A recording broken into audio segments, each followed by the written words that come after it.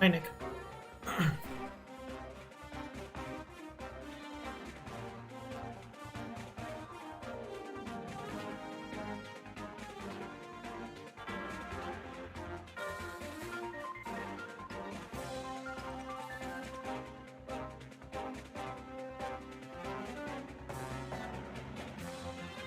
Go get a Meta Knight. What could possibly go wrong?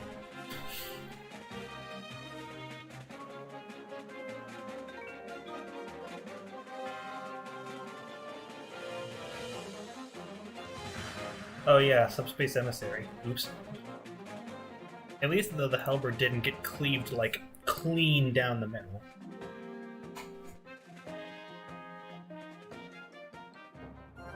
God, I remember loving this intro so much as a kid. Because usually Kirby games always start with, like, a bright and sunny sky. This one is just, like, so cloudy and smoggy. There's so much smoke everywhere.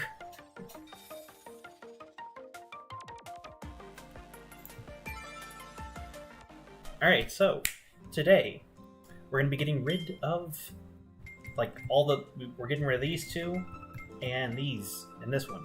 Also, funny thing, Team Kirby Clash and Kirby 3D Rumble, the icons for these are like the 3DS cartridges, as if they were actual playable 3DS games. But we're not doing those right now, we're doing the one that I like to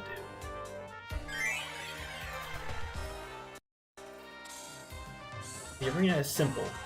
Beat every boss in the game without dying. And for that, we're going to need an ability. Now, there's two that I have in mind, and I'm going with this one.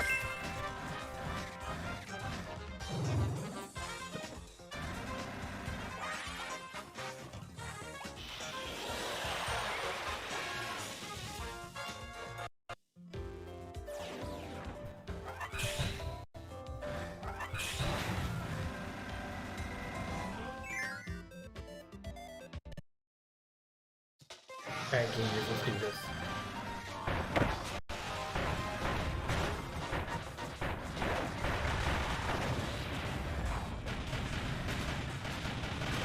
It is an actual playable 3DS game.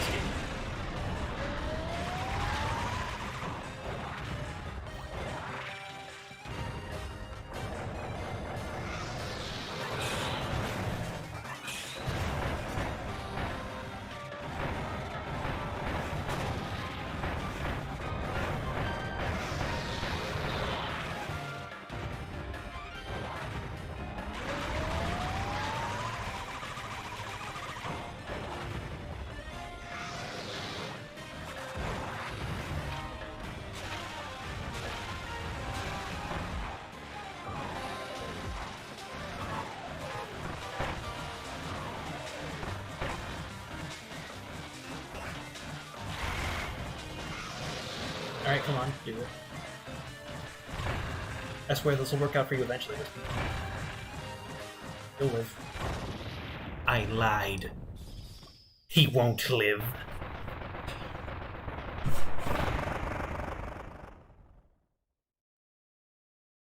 Also, the tear that Wispy cries after he dies in this is oil.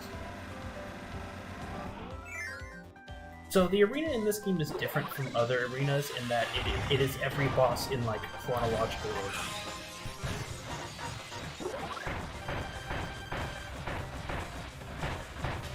Normally the arenas in Kirby games are kind of, like, randomized.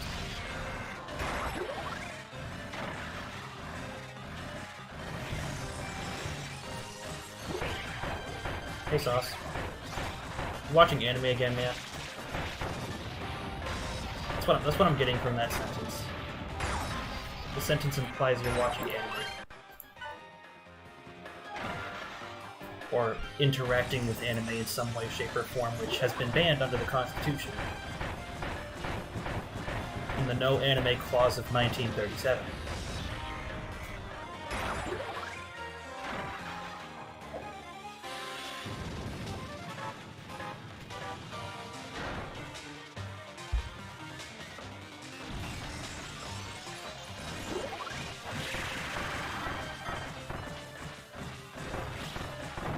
This game came out before Star Allies is the thing, right? Alright, now for the only part of this fight that Wheel can't, like, plow through.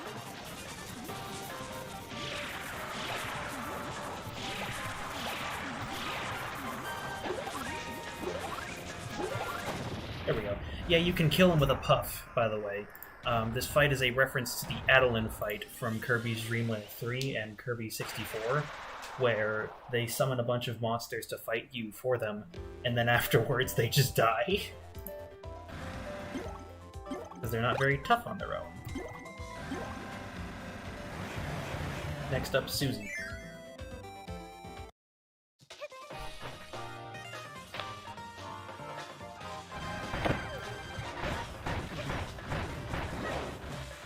Come on, Susie, this will work out for you eventually. Just keep doing it.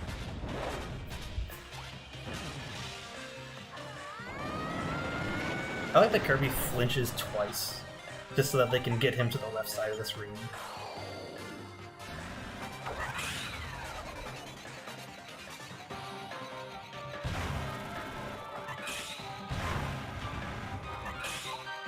On Susie.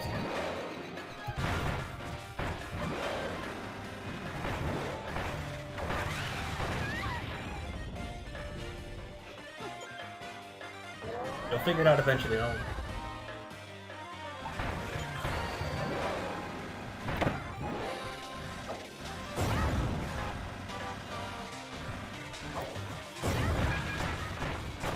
She didn't figure it out.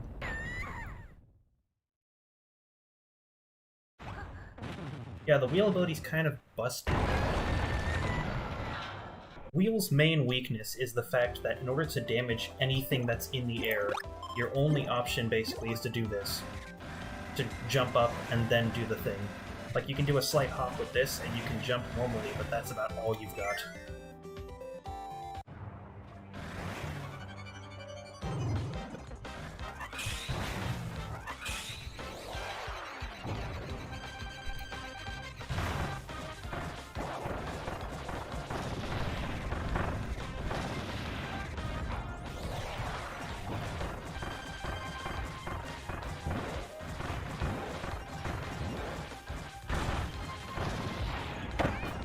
While we're here, in the arena, you gotta win to survive. These bosses are about to find out why they call Kirby the Pink Demon.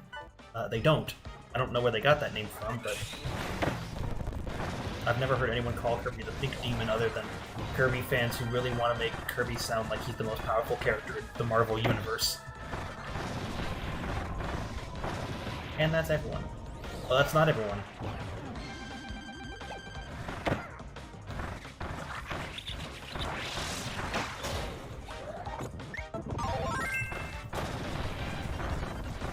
Yeah, Dubior is one of those bosses that Wheel can really struggle against if you don't know how to... What do you mean spoilers to the game, Alex? This is my fourth live stream of it.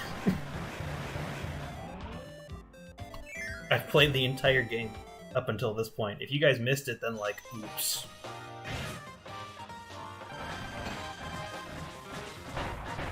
But yeah, Dubior is one of the bosses that Wheel has a chance to actually really struggle against if you don't capitalize on the moments where he's like near the ground.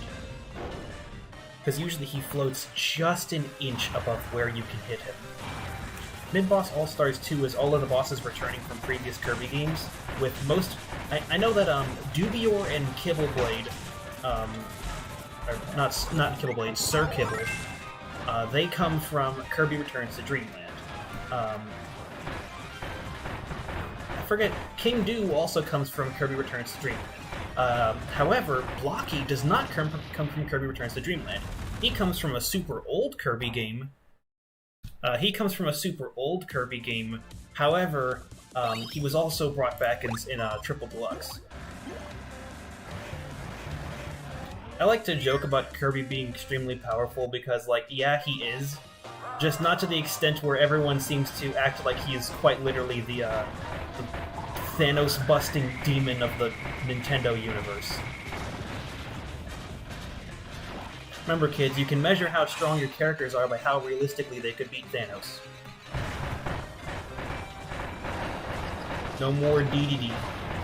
No more cards. No more $19 DDD cards.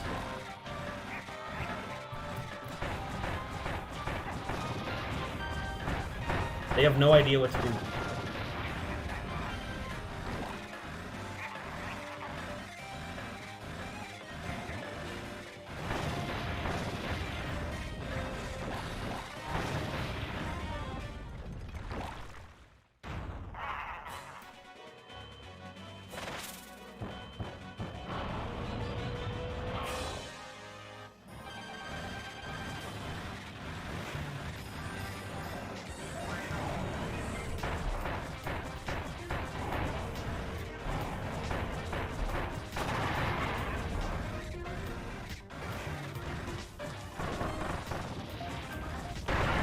Dee gets hit by a car.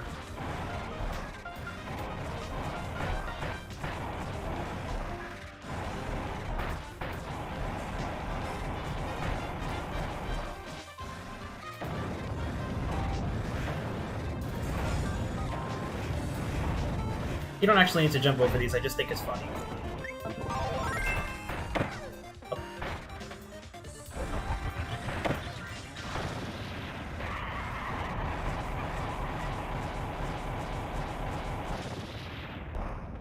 Wheel.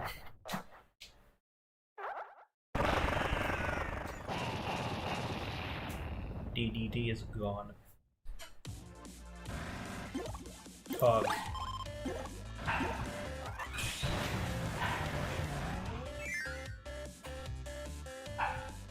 This is the only fight that Wheel won't help me in. Thankfully, it's already really easy. Shut up. Poloni's not here, you're not supposed to make references to Lisa. Ow.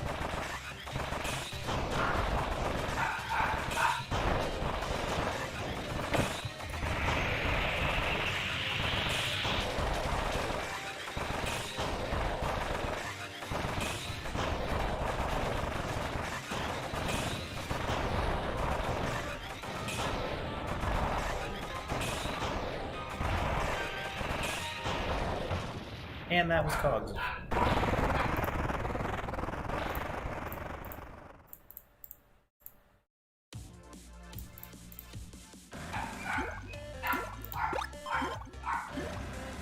If you can hear the dogs, that's probably Mom getting home soon, or the dogs anticipating Mom getting home soon.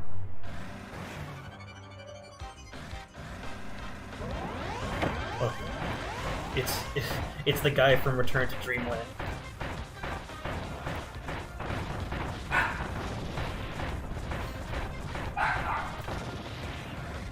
Yeah, these are all the new mini-bosses. The new mini-bosses don't hold up very well against Wheel either.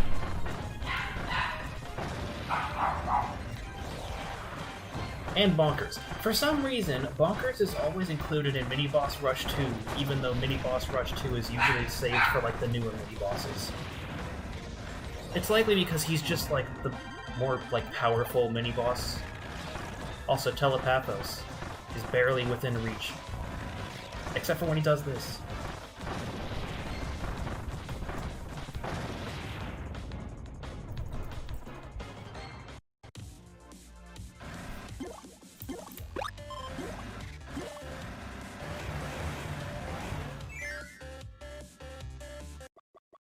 Miasma was more like...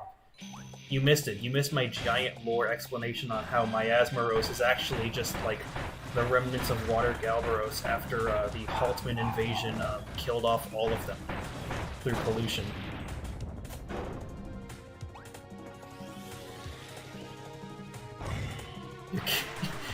I mean, yeah, that's real.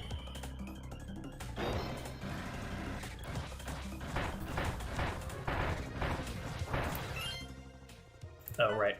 I wanted to make sure I had read the pause description for this guy. Sorry, Benonite. You should have stuck to using your sword while you had the chance.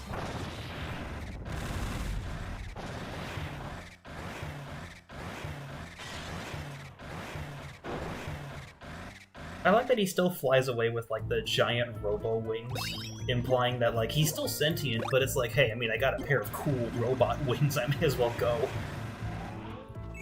He's finally free of, like, Haltman's control, but that doesn't mean he can't use the awesome stuff they put on him.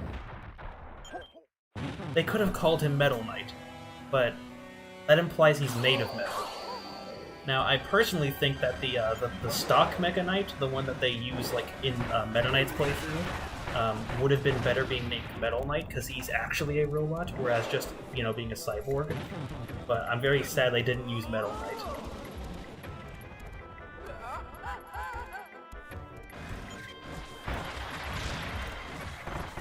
Okay, nice random mini boss user.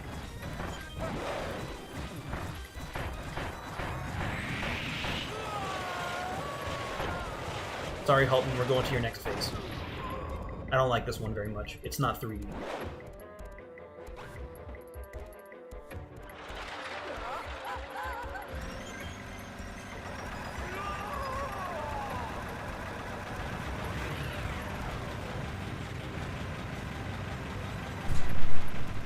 Hello? What's up? Yeah, they're very nice. I'm live streaming. What's up? Okay, thank you. How was the drive? You gotta go get something.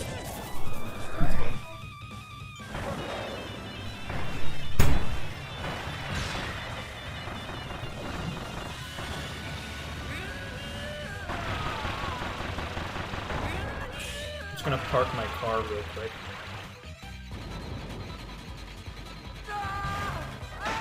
Oh, I parked it. This was a no parking zone.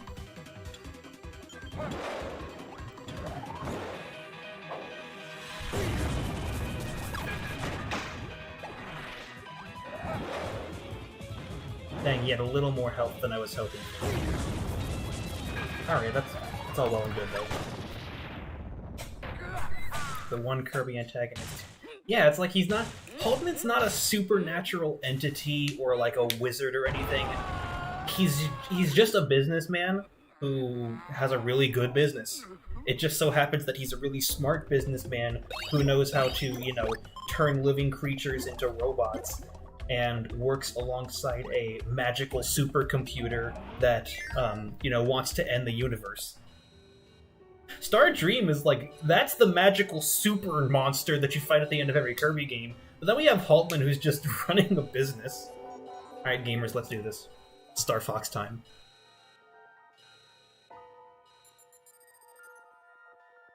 Now, I forgot to check Star Dream's pause description for every phase, because there is a new one. Because every phase has a new health bar, meaning that it's technically a new fight, so they give it a different pause description every time.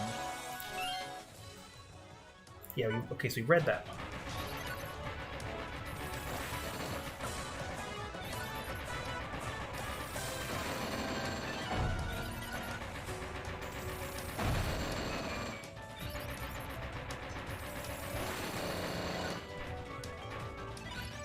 Get back here.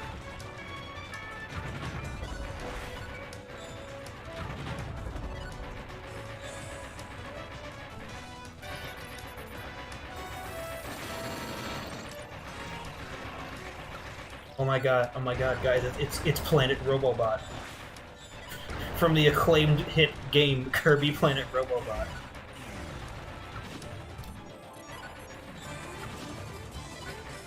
I'm gonna wait for him to go to the next phase. Yeah, Star Dream's not really evil.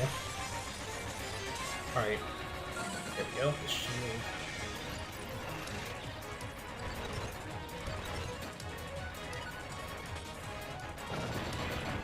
I don't even think Haltman inherently wished for it to destroy everything.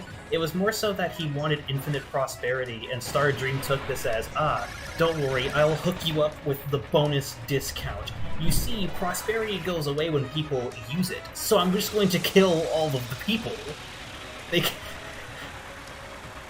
They can't use the prosperity if there's no people to use it. So that's how you get infinite prosperity. You just kill everyone. It's like one of those genies that's like, hey, you better wish carefully or else I will turn you into a frog if you want to jump high.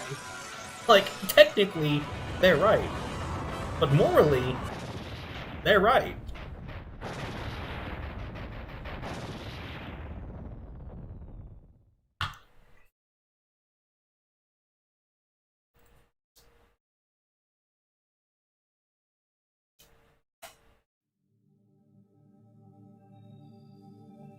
It's the Death Star. That's no moon. That's a Kirby Planet Robobot. God, I hate myself. Haltman's mind is being absorbed by Star Dream. Merging with the giant ship Access Arc, Star Dream has turned into a sentient planet. The machine has lost its master and purpose. It must be stopped.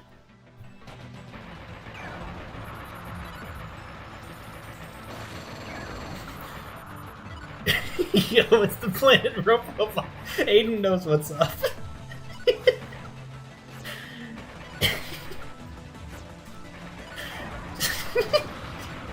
My sense of humor is so awful if I'm laughing at Star Dream being called Planet Robobot.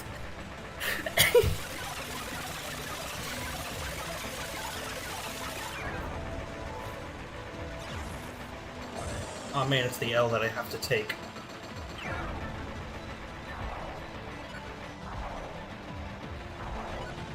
No, it's the Access Arc, not the Space Colony Arc. Get it right, silly man.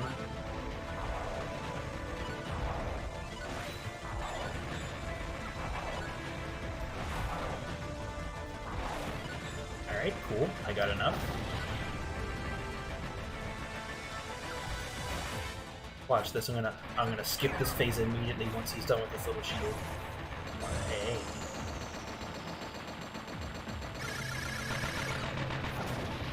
No phase 3. Me and my homies hate phase 3. The Galactic Nova Nucleus. Is that what the hard thing is called? Is it called the Nucleus? Because if so, that's a really cool name for it. He's got legs. Oh no, he's got legs. I lied. He does not have legs. Oh, I forgot to dodge those. Well, guys, it's Robobot. From Star Dream.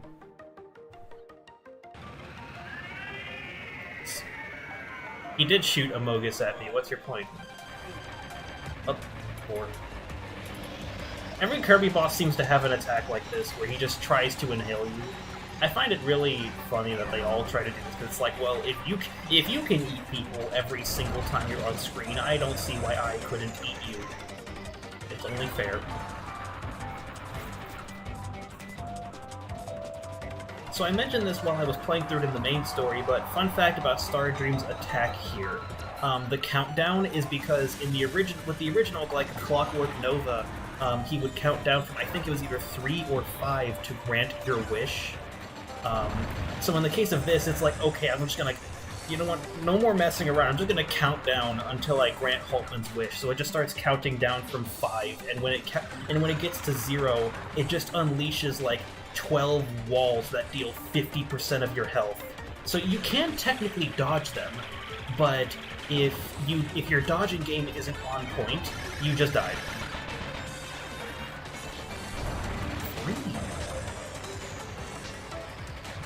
All's fair in love. Shut up, Nick. Shut up. More human rights for you, man. The pocket watch. Though there is a I didn't know that animation was a thing. The more you know. Alright guys, I'm really bad at Kirby.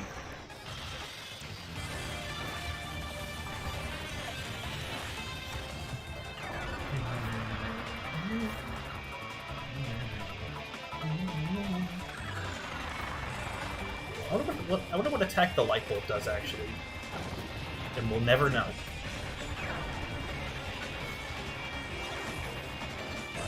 One. And that's the end of it.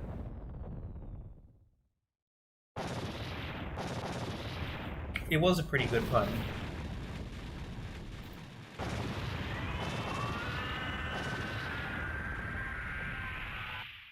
And I believe that's it. Yep, 1328. We did, gamers. Planet Robobot is no more.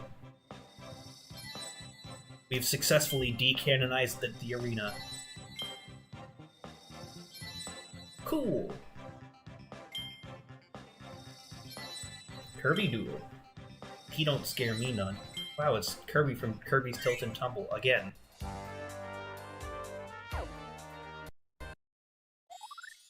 Whoa. Nobody has ever seen this one coming. They're gonna have a second arena. And this one, we're doing it properly. There's only one way to do the true arena in any Kirby game, if you're a true Kirby elitist. And that's to do it without powers. I'm probably gonna get my head smashed in.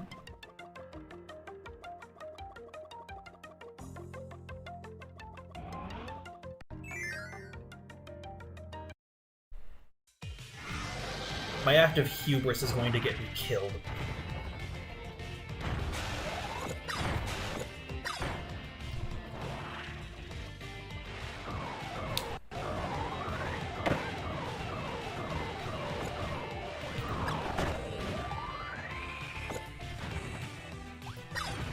Next phase.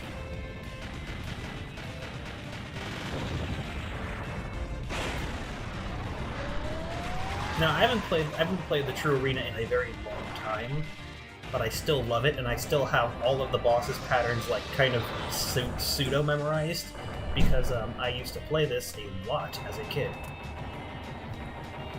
Oh. Getting my head smashed in is a normal daily exercise.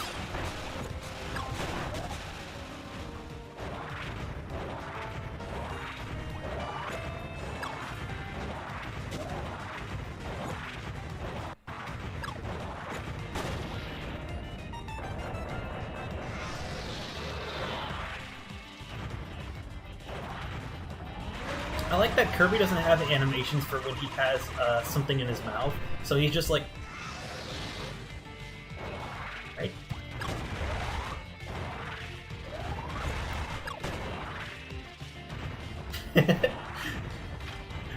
I'm about to get folded like origami, Aiden, you have no idea.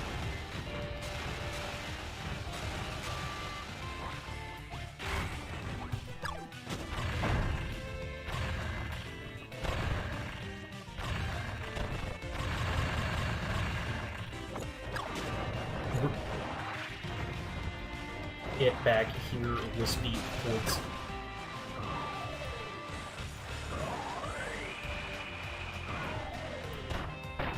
Oh, you can kick those. Huh. The more you know.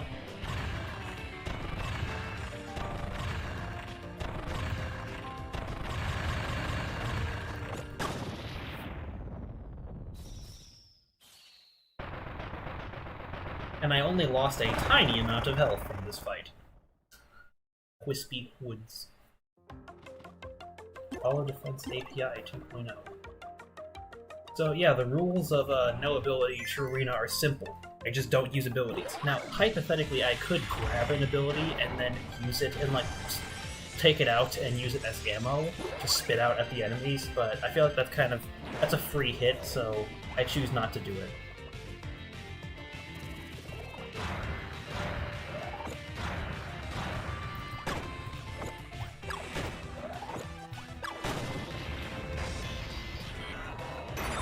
Yeah, these guys die in one hit from... not one, 3 hits from the stars. Oh. These monsters were created by... oh, wait, never mind. So I guess it was the original Hollow Doomers that I didn't get the scan for. Or not scan, but the pause description for. Oh. Black hole.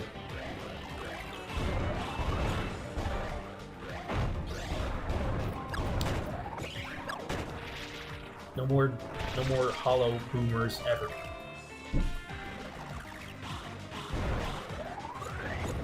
No.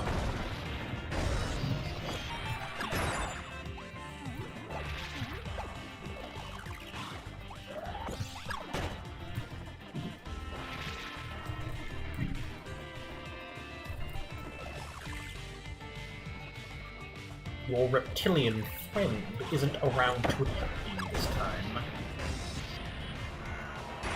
Anyone who gets that reference, congrats. Do not presume you were allowed in here out of hospitality. We'll never see this one coming. I'm Kirby, so I can just float.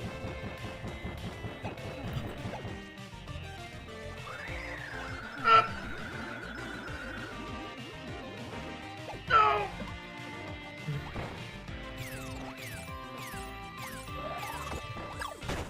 I believe that's the only attack in his cycle that gives you something to spit. Nope. Wait. You fool! You proved me wrong in the worst way possible! I'm dying! Alright, time for the boss that I genuinely don't like.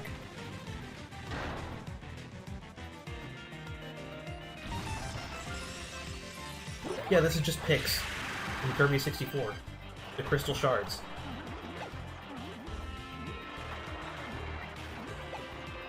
It's a mix of Pix and Adeline, which I think is really clever.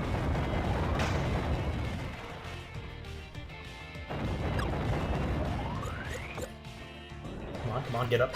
Yeah.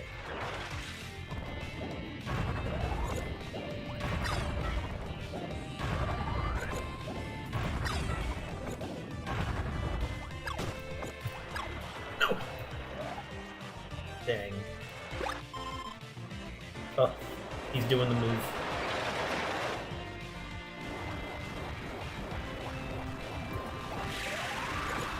Alright, cool, I got ammo. And you lose.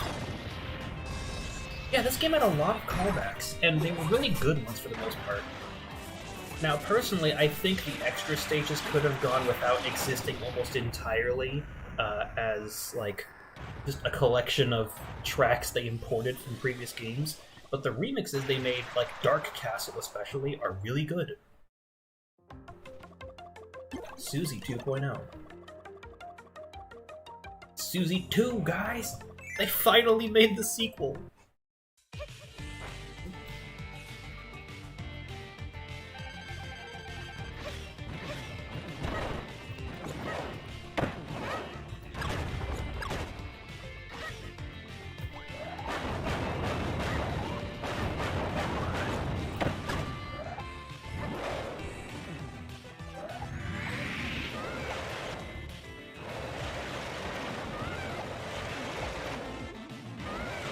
I swear to God, if Susie jumped during this attack at all, it would make the attack 10 times more terrifying.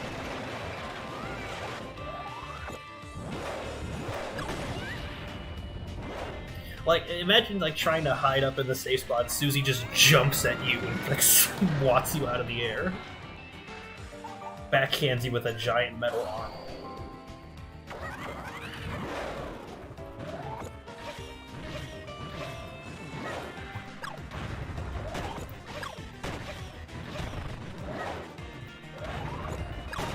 And that's the end of that phase.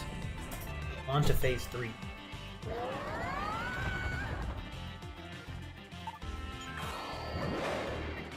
I forget, what does she do during this attack? Oh yeah, she does the halberd thing.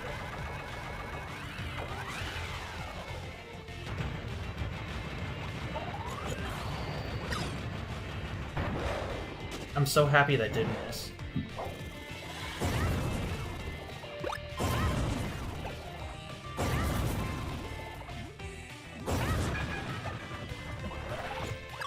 And that's the end of that. They didn't add jumping tech until Susie 3. Actually, you're kind of right, because Parallel Susie is a boss in the Team Kirby Clash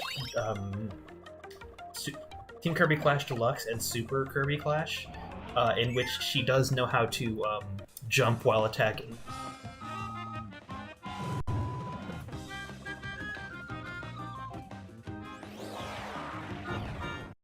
It's Kibble Blade 2.0. Oh, I can't absorb those.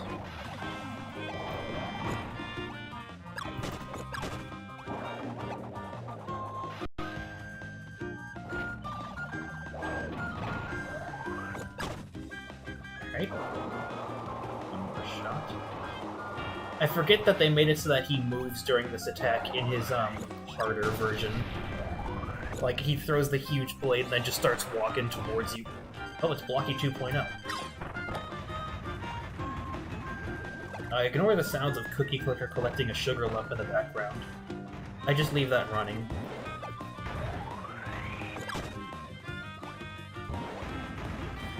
Super duper Kirby Clash Deluxe plus Ultra. Oh god, he's Blockhead now. Alright, here I do it again. And I'm gonna miss my one shot. I had literally one chance of hitting you, and I blew it.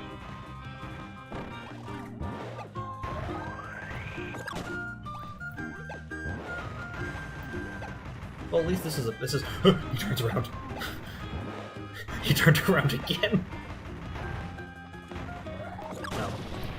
No more Blocky. No more Battle for Dream Island. For the Nintendo 3DS. It's King Dude.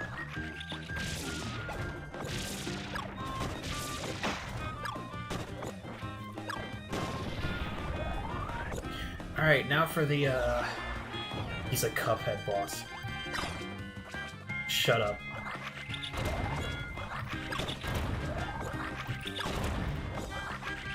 Come on, duck down. Die. Yeah, Doobie were surprisingly easy without abilities because of that particular attack. Normally, with other attacks, it's like, okay, now you have to try and hit him whenever possible, and you end up running into it a lot. But if you have no abilities, you realize how much he stands still during that one move. Also, it's stock Mega Knight, which they really should have named Metal Knight.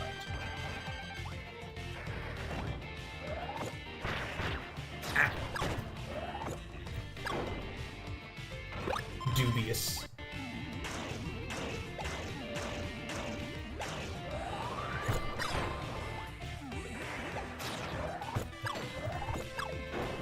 Missed. I missed.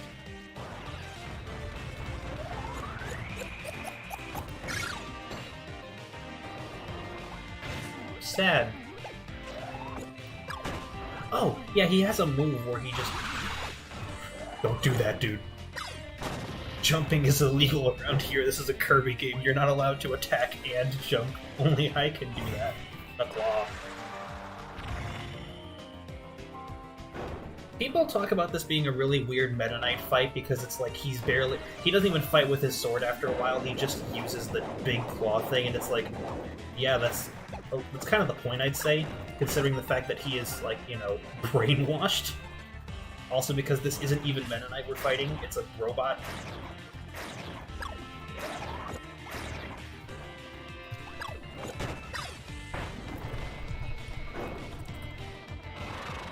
So I will say that you do spend a lot of time just waiting around. If you have no ability, that is.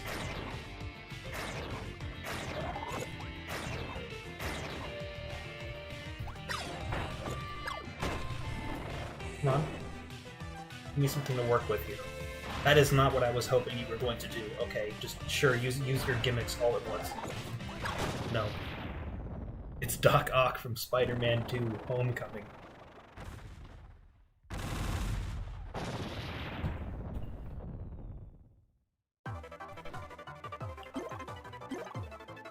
Now, Ddd Clone is the one that usually gives me a hefty amount of trouble.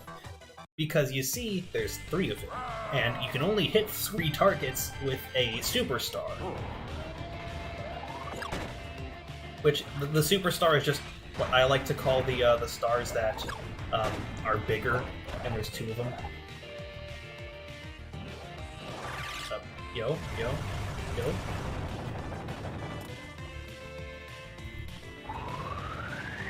Stop!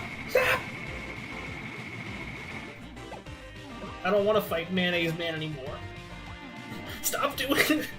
No! Get away from me! You freak of nature.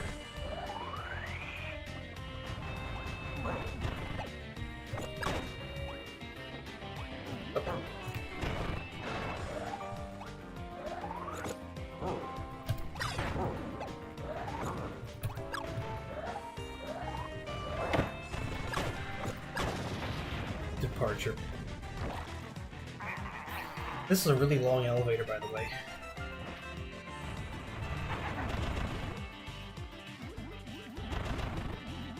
I don't know how they do that. No, you can't hurt them with air puffs. Air puffs do not do damage to bosses, only to enemies. Like regular basic enemies. Look at them go!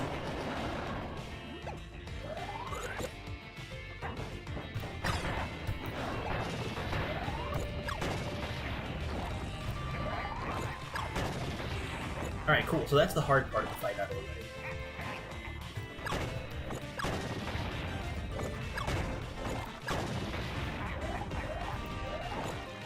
They basically just give you a bunch of free stars from this point on.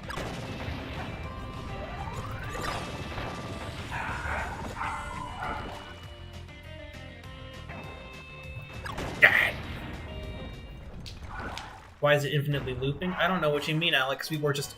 The elevator was just always exactly as long as it needed to be. I don't see...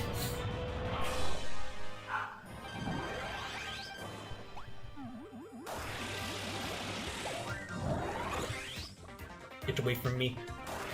I don't want Hyper Beam.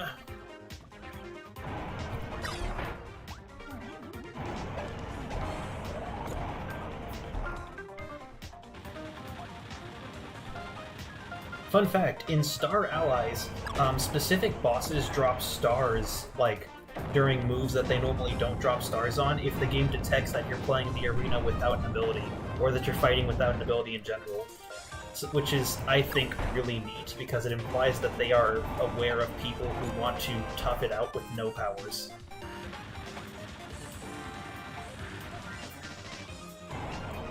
Mayonnaise Ice Climbers. I believe you mean the Mayonnaise Climbers.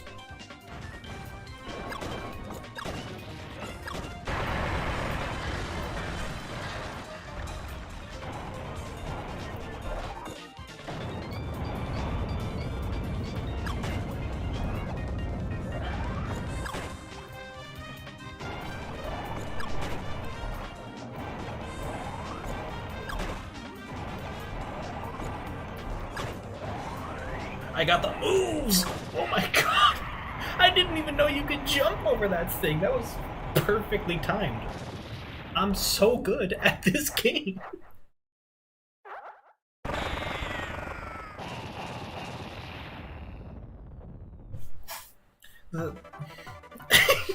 I win. People often regard this as the hardest true arena in the game, and I would absolutely agree. The only reason that I'm able to flex this hard and do it without abilities is because I played it with like 7 abilities beforehand. So I've played the arena like 9 times and beaten it 9 times. And before that, it usually took me several dozen deaths with each ability, and God knows how many with no abilities. The only reason I am capable of doing this consistently is because of the fact that I have done it before, and because I have memorized every boss in this game at this point. Star Allies has my favorite bosses in the series, so I very much enjoy, like, ruining their lives.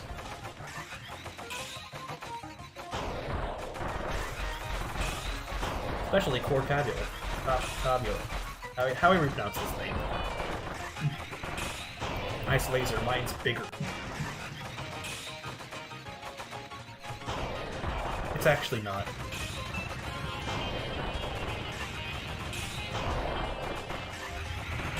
Oh, wait. The flying internal weapon has been revealed. Who would have thought that the Cabula was acting as a power core for the research facility? Take out this flying security machine.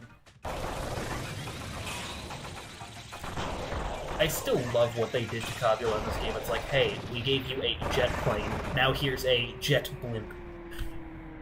It's gone.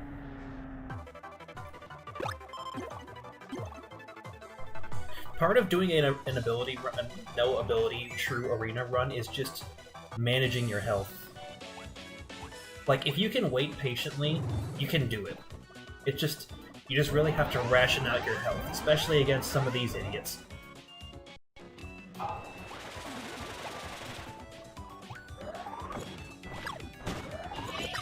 Pizza? 1 second. I'll grab a pizza and then we'll be back in a bit. You can read the pause description while I'm going.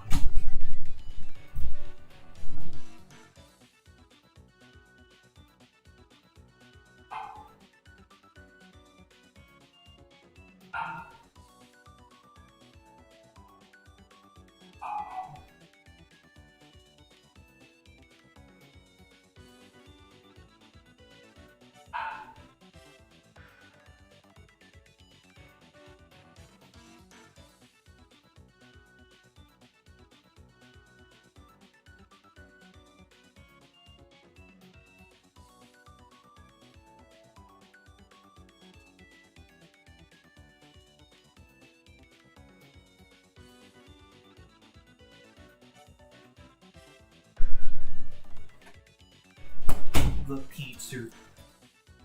I'm back with 2 slices. The most intense battle has begun. The clash of powers here is utterly immeasurable. This true final battle will decide the strongest fighter on this planet.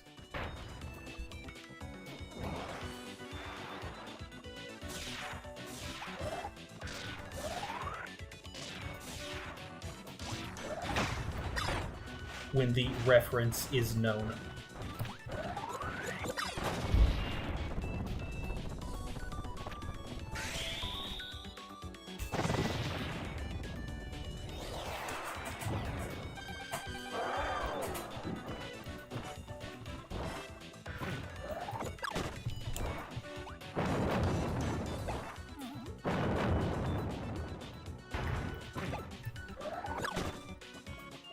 When the poison is agonizing. Yo, he did one of Pyribbit's attacks. Do you guys remember Pyribbit? I wish I didn't. No. Ammo.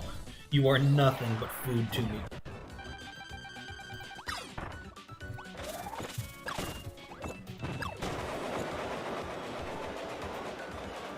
No.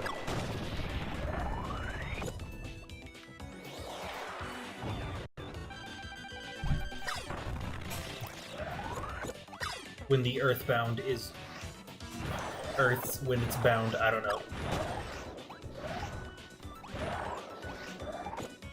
Oh, he's too high up for me to hit this time.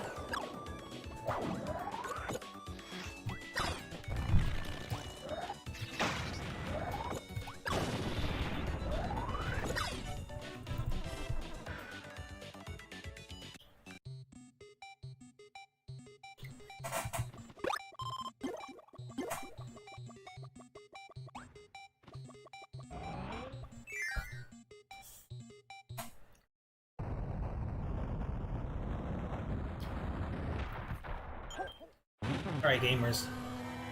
It's time for the finals. His full name is Max Prophet Haltman. That is his full name.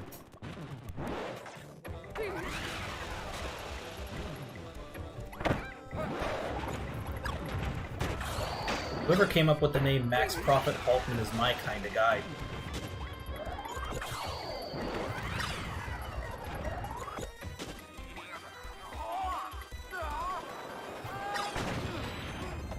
That's like naming your villain Don Moneybags or something like that.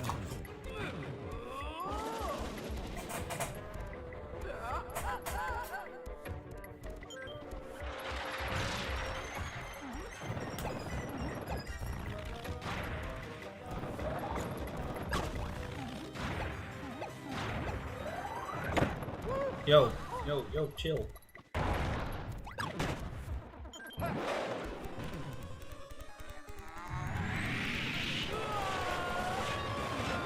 Actually, wait, I think Haltman can... Yeah, Haltman can jump!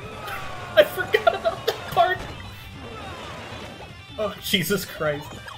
I knew for some... Like, I completely forgot that Haltman could jump like that, but I knew that one of them could. Jesus Christ.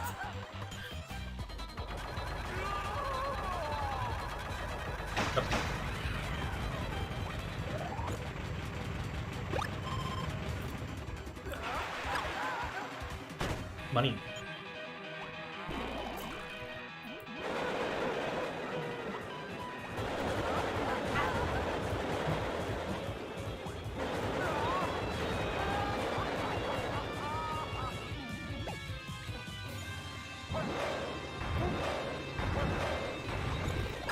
Got him.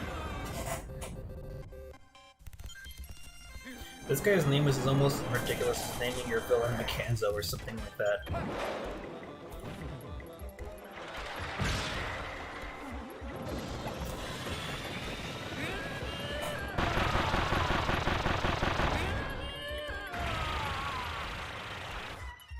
Actually, those were Susie dollars, thank you very much. Fun fact, the money that Halt when the currency is worthless. Fun fact, the money that Haltman shoots in his regular difficulty fight is Haltman dollars, but the money that he shoots during this fight is Susie.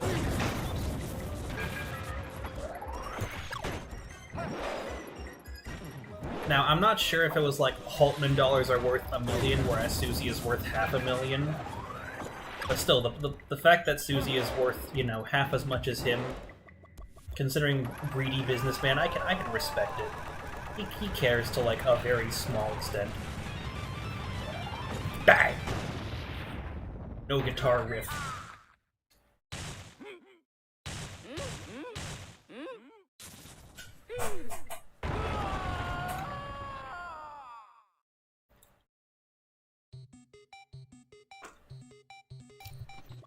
Dark Matter, Blade, and Sectonia Clone. I forgot that you fight these two together.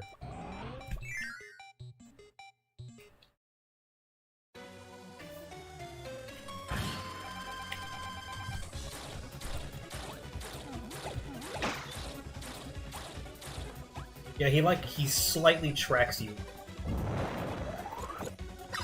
Why did I do that?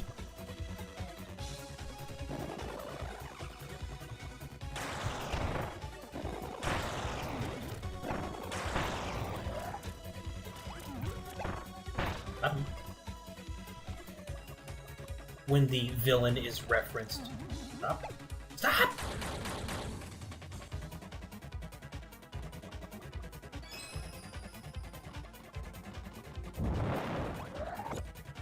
Funny thing, Dark Matter here is actually using the Rainbow Sword from Dreamland 2, implying that when they copied this guy's DNA, they didn't realize that the Rainbow Sword wasn't supposed to be there.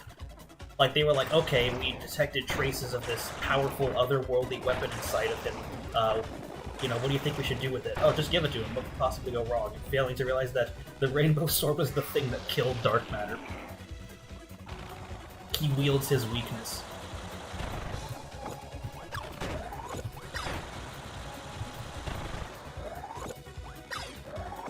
You can't just go in and out of the background like that. Come on, come down, come down. Come down where I can hit you! Angry. Very angry.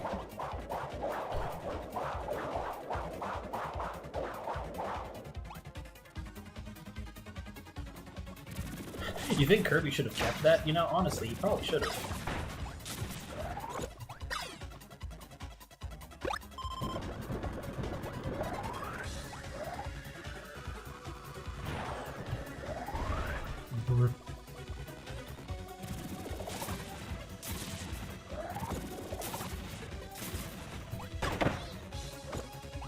You can't just fly, like, slightly out of reach. That's not fair.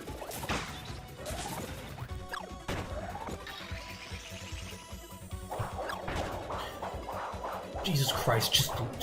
Can you go to having 0 health already, please? I'm asking you very politely. Also, I don't like the way Stardream is constantly staring at the camera. Die. Yeah, Kirby should have kept a lot of things, honestly. I know he wasn't allowed to keep the Star Rod because the Star Rod powers the Fountain of Dreams, but that's the one weapon Kirby should not have kept. Oh, actually, the Crystal Shard Gun also belongs to the people of a different planet, so it's like, you know, he doesn't really own it. He rebuilt it. He doesn't own the thing.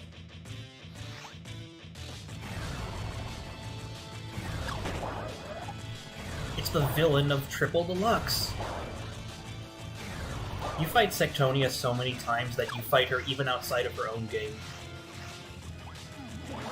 Stop, stop, stop, stop, stop!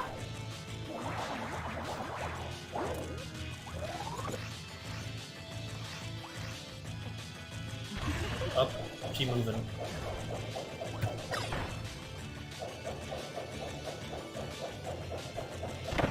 You'll never expect this one. I'm gonna turn myself into a hitbox.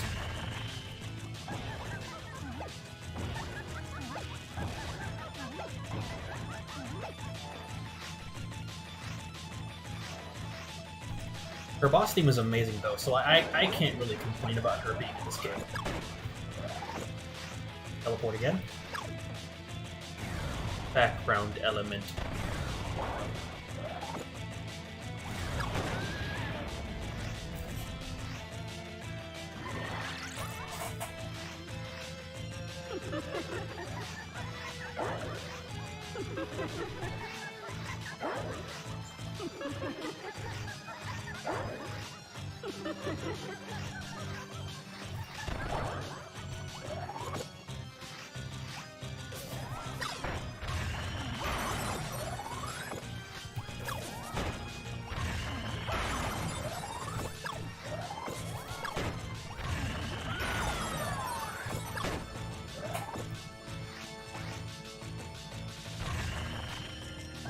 You know, I think the best argument to Kirby should have kept the shard gun is that's a stone, Luigi. You didn't make it.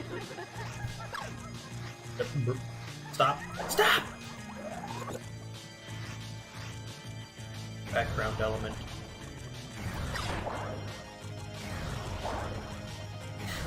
That's a crystal gun, Luigi.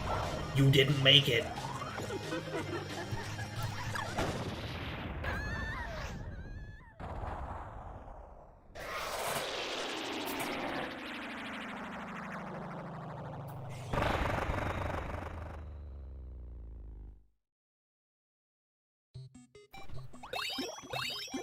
I forget that the name of the boss is Galactonite Returns in reference to the fact that Galactonite is like, you know, this is the mode that you fight him in is called Meta Nightmare Returns. Because Kirby Superstar Ultra had Meta Nightmare Ultra, but that implies that the Galactonite you fight in Return Dreamland is named Galactonite Ultra. Alright gamers, let's do this.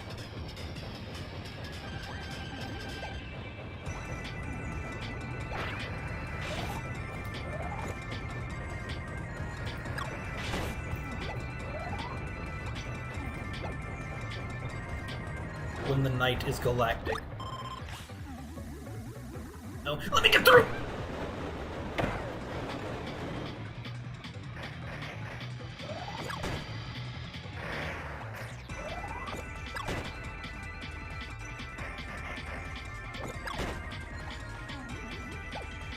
Yeah, Kirby wouldn't be able to keep Galaxia.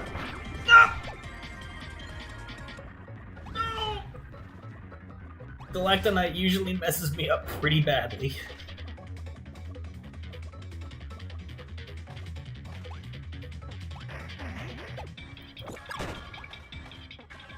Back up, back up. Keep your distance. AI manipulation.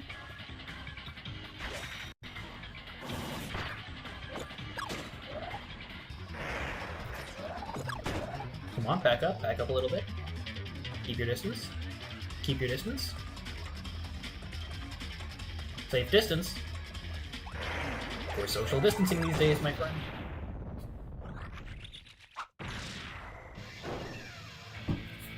Alright, now for the real fight. This is where usually speedrunners would say the real game begins.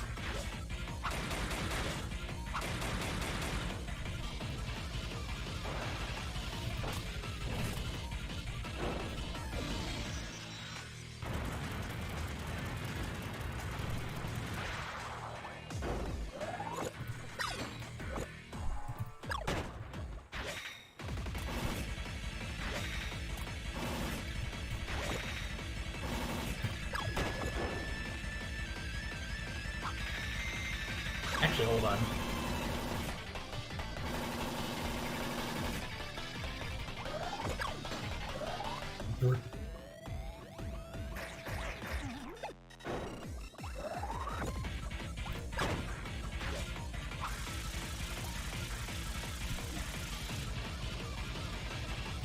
Keep your distance, social distancing.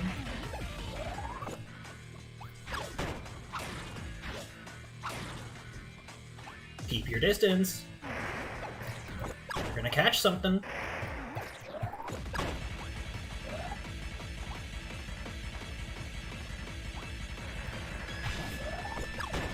Bullying an ancient warrior until he leaves me alone. Up.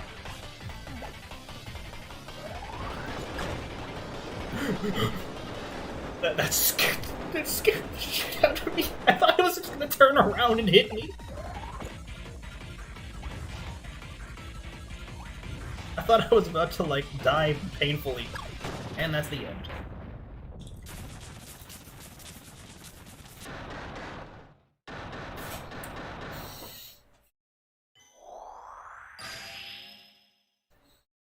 Notice, he didn't get put back in the crystal that time. Normally he gets put in the crystal when you beat him as Meta Knight. But he doesn't get crystallized that time.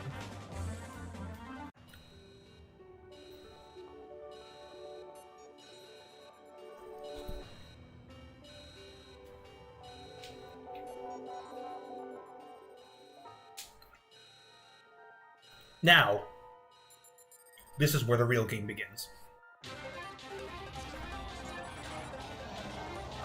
Where's my cheese?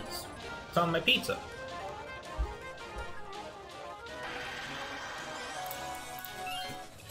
The final program has been activated.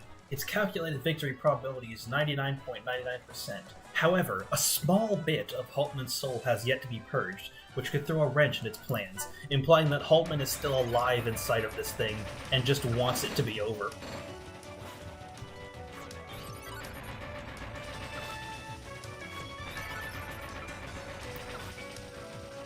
Yeah, that too. He wasn't completely absorbed and erased from the Kirby canon entirely.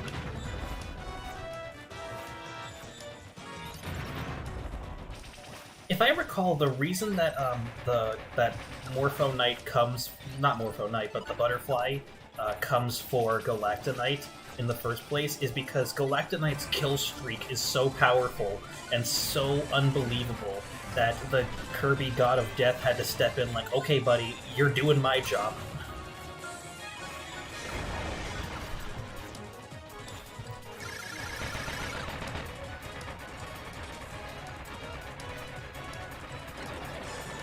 Oh, the drill.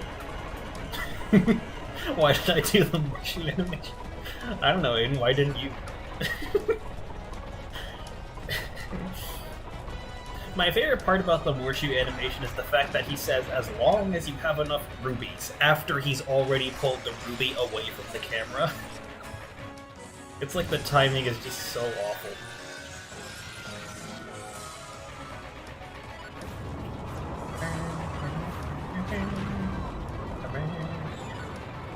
Surprisingly enough, these massive meteors don't really fill the gauge all that much. Not like because there's so many of them, but still. The beams. Yep. Thank you for the free cannon pod. I needed that.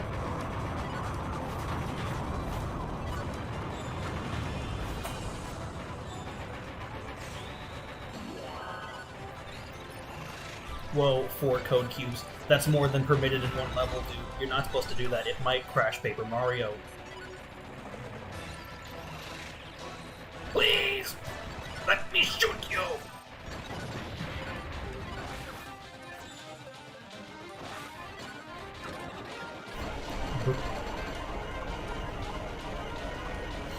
Yeah, well, the thing about Kirby is that Kirby's at least trying to do the right thing. In the case of Galactonite, it's literally just, buddy, you have a kill streak of several billion across time and space.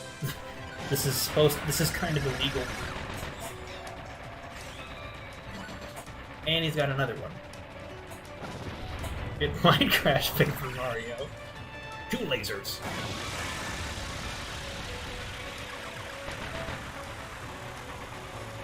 Fun fact, the Planet Buster cannon thing that you fill up with debris, that briefly lowers Star Dream's defense, letting you do a bit more damage with the gun.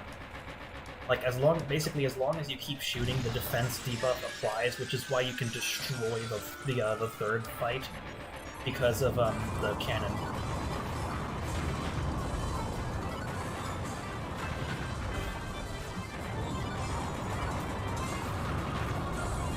Because in the third fight, he doesn't teleport around as much.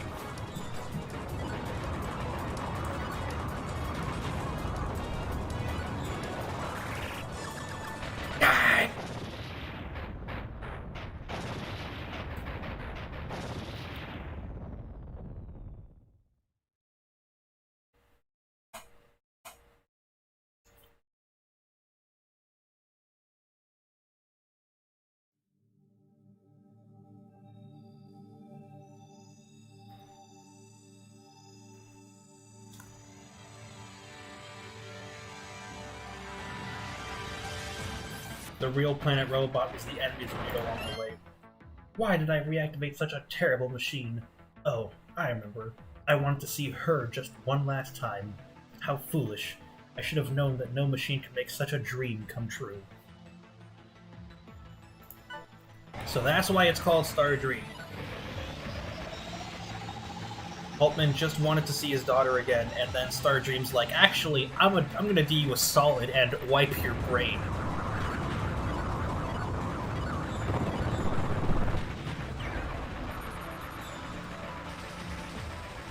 I'm gonna do you a liquid and liquidate your brain.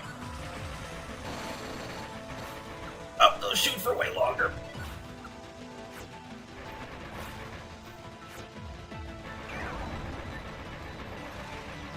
Oh hey, it's Gigavolt. Yeah, they just have more of those.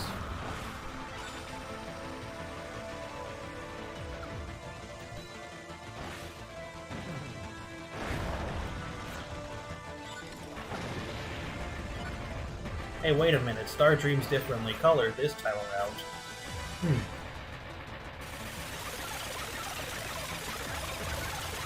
It's almost like there's a reference coming up. H.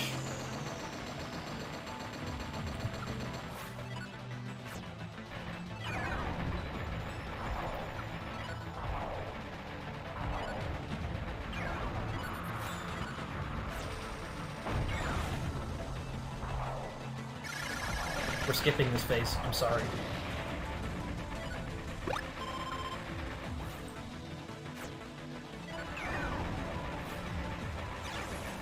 Hey, Mogus. He's doing the leg attack early. He's the Star Dream because he's a clockwork star. Kirby Superstar.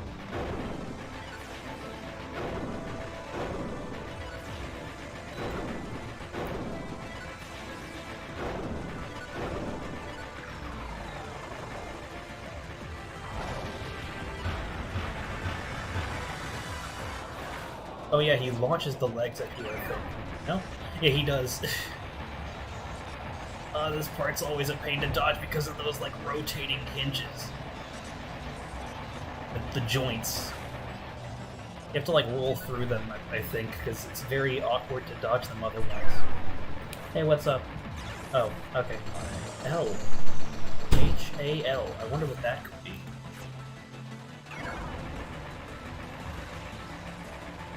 You know, I'm not going to bother with Gigavolt. I'm thinking maybe I'll just end this phase immediately.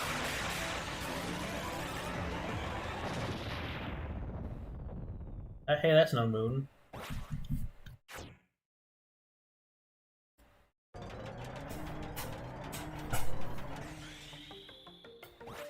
Kirby Superstar. I love the background turning into like a weird like mosaic thing.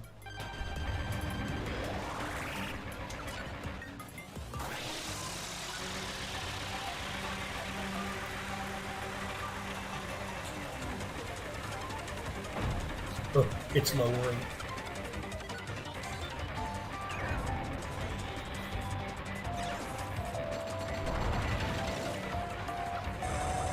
These are much faster now.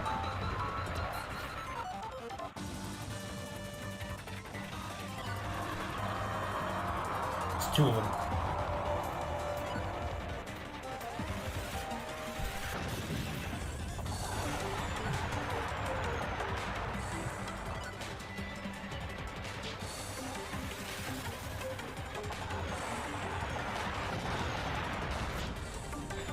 It also spells out how the guys that make Kirby, you dunce. Oh wait, I can't jokingly insult people online anymore, because then people are going to go on Twitter and say that I'm actually like legitimately insulting my friends and trying to make them think less of themselves, because Twitter has nothing better to do other than make people hate each other.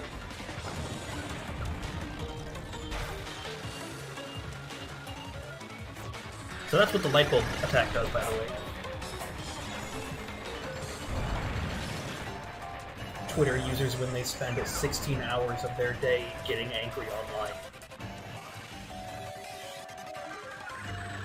Oh hey, it's the piano keys.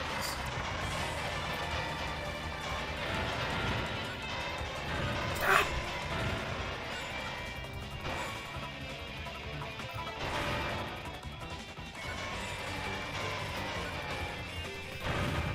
I think if I like keep rolling through these... No, I missed the last one.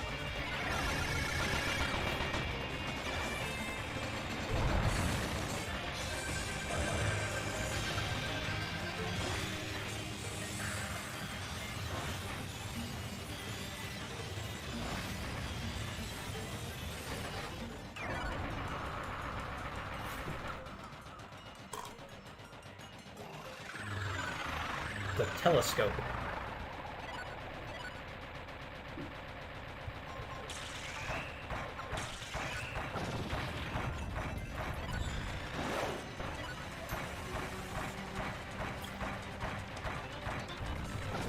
Please die.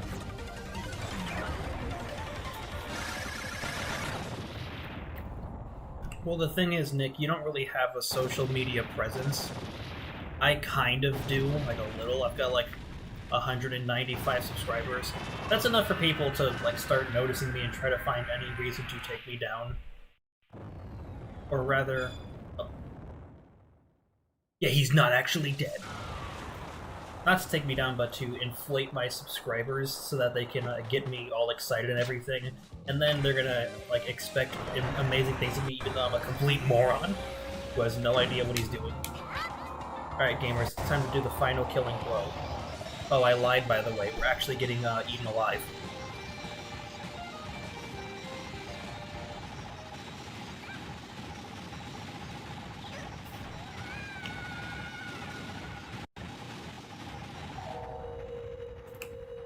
Those objects are from the Clockwork Nova. They are the things sticking out of the side of Nova in Superstar.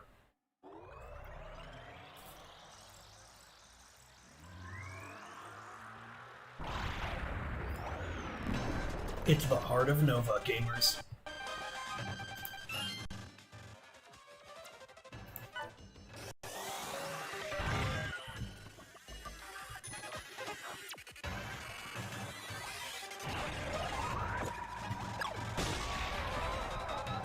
You can still hear Haltman screaming in agony in the background, by the way.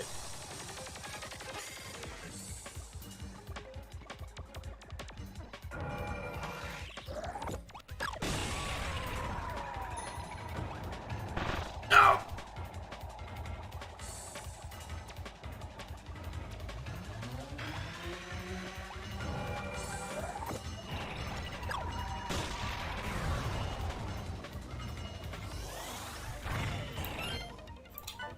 I want to see when the pause description changes.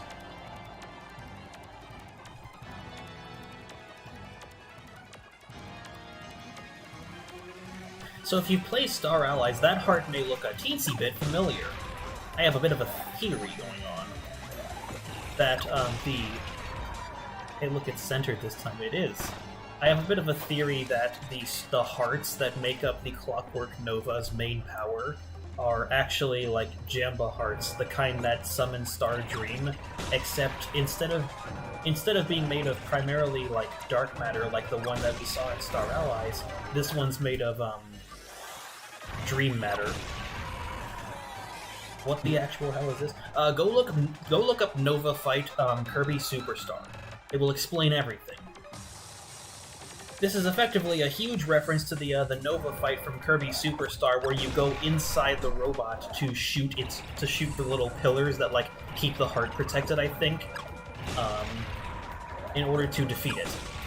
Because the pillar gave the bad guy in that game the power to become God, so Kirby was like, "Don't worry, gamers, I've got a solution. No more wishing. No more wishing. No more cars. No more wishing on clockwork stars."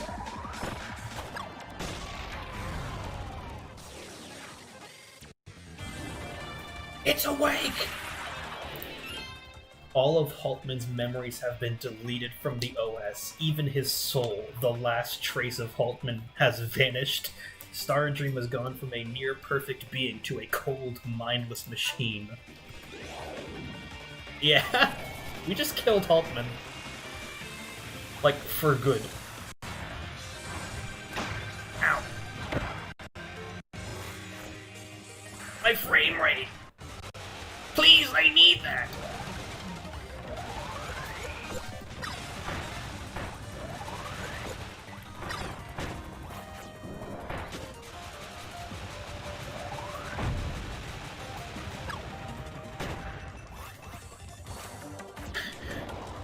Fun!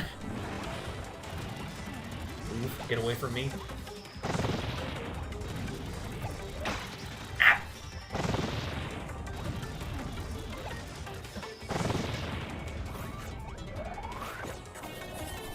What's it doing there?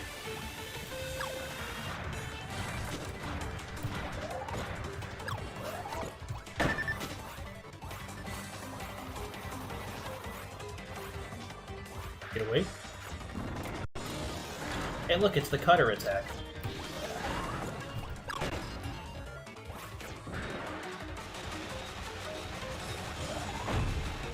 Die! Please! No.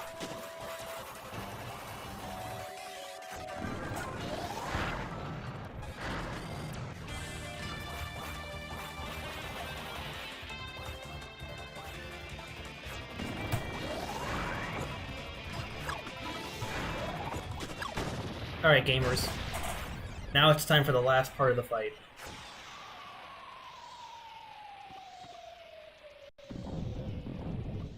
I hope I have this memorized correctly.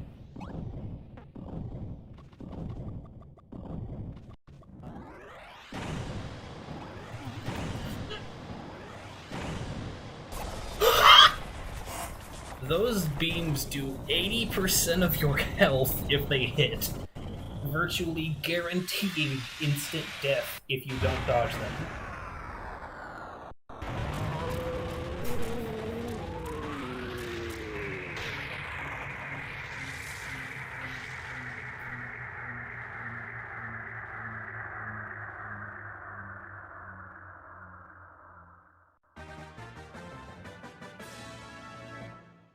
We did it.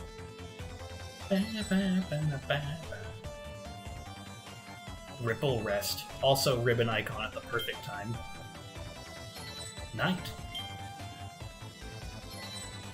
King Ddd medal. Flotso.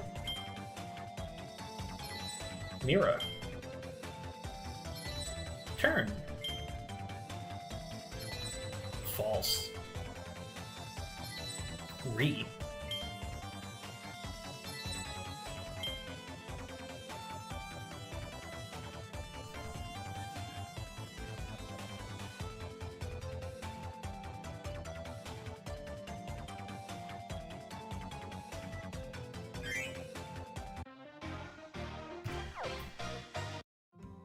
90% completion.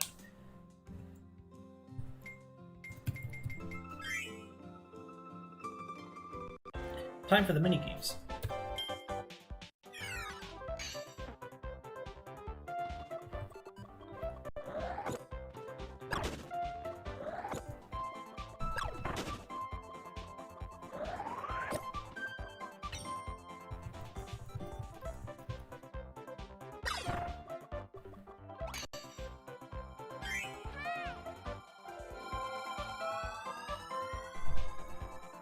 Kirby 3D Rumble is a puzzle game in which you defeat enemies in specific patterns in order to get the highest score you possibly can. You do this by getting combos by inhaling tons of enemies and then shooting them at more enemies.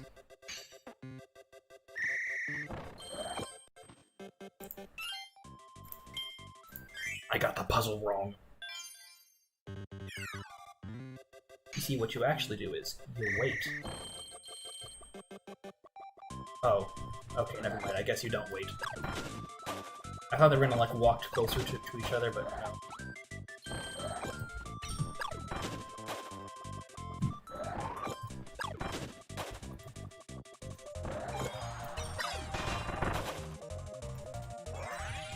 Go! I actually played the full version of this game that became its own 3DS standalone. It's surprisingly fun.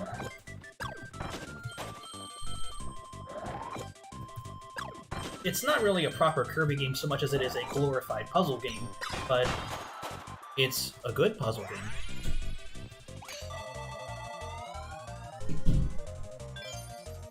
It's also got good music.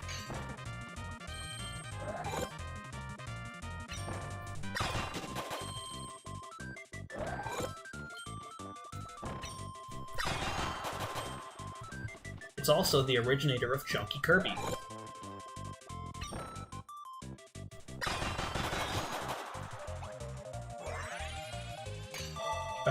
5D Kirby with multiverse time travel, perhaps?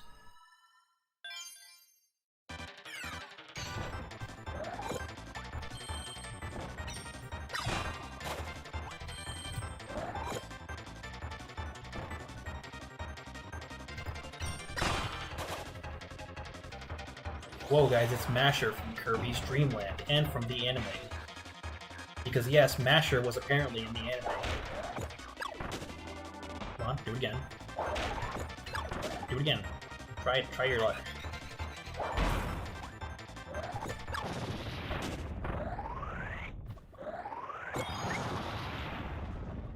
Kirby Dimension Quest, I would love that. If any of the, like, higher-ups at, HAL are watching this video in several years after, like, Dimension Quest has come out, trying to get a read on me, it would make me unbelievably happy to have Kirby in Dimension Quest.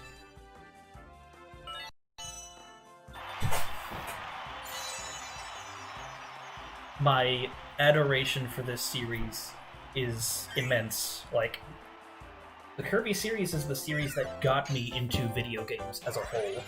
Like, Banjo-Tooie was like the first real game I ever played. Kirby's Return to Dreamland is the first game I ever played where I was like, wow, I wanna do everything in this game. This is awesome. So yeah, shoutouts to everyone who's ever worked on a major Kirby game ever. Even if your role is small, you still contributed to making my life as amazing as it is right now.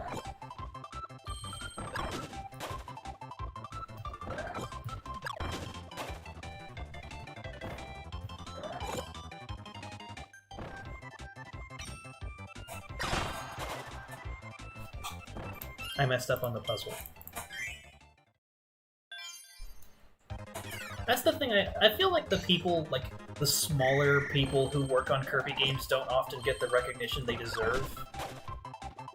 Like, people always just say, like, oh yeah, Sakurai invented Kirby, but he did. And other people helped him finish it. That's the thing about development teams. It takes a lot of people to get a project going.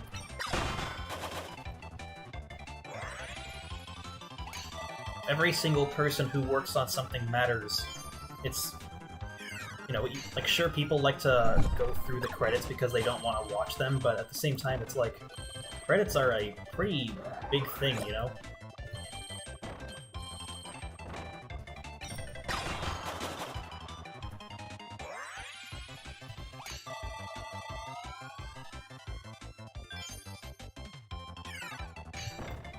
you. The shooting range. I like how they're waving over here like, yeah, get me!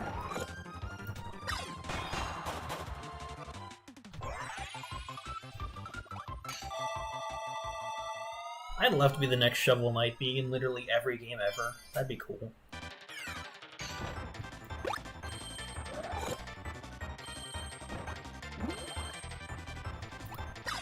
Ah!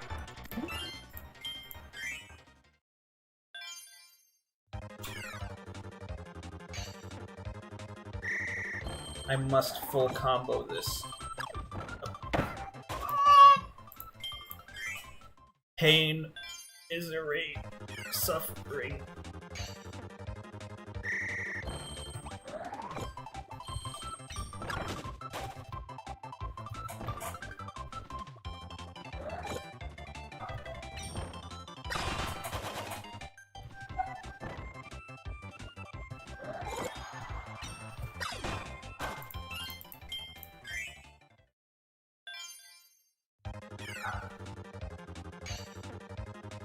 Sad.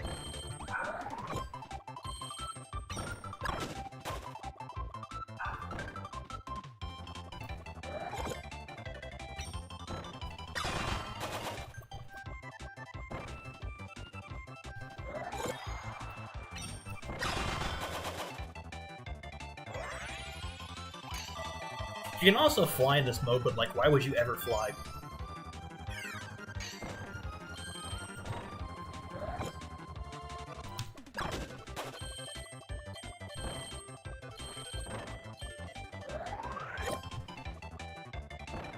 Come on, go for it, go for it, go for it.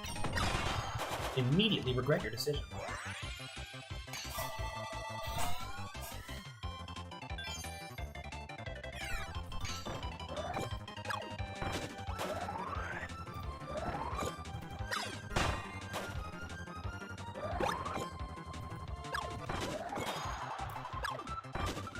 That counts.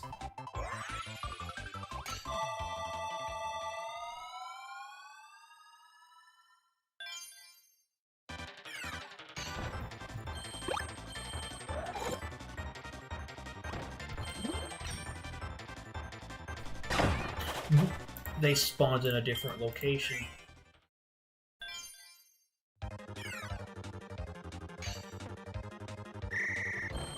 I'm very sad.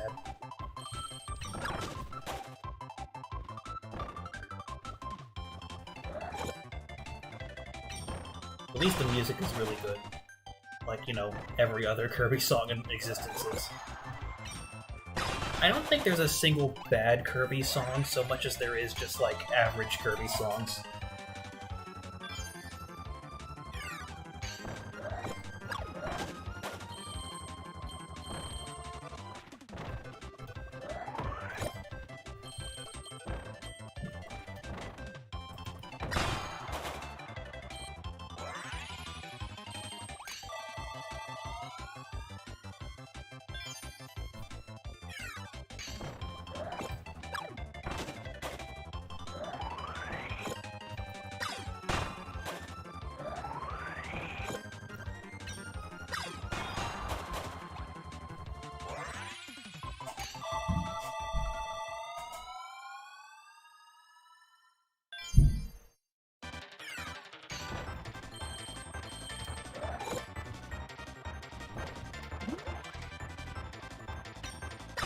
Okay, so they just spawn above wherever you are. Alright.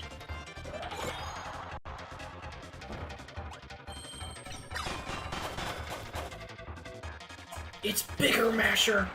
From Kirby's Dreamland Dreamland! From Kirby's Bigger Dreamland!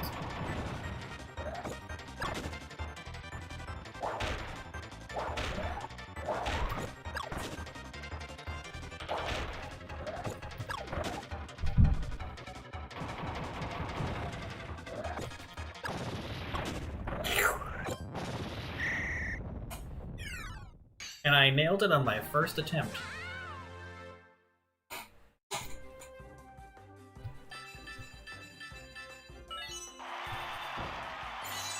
Wonderful.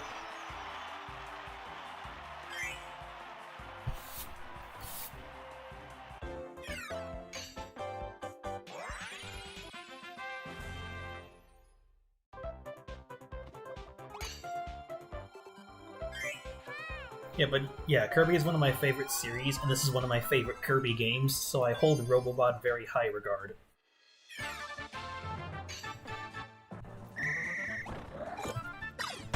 If only Kitty were here.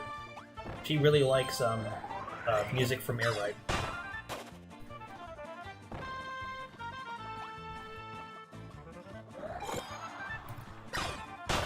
That works.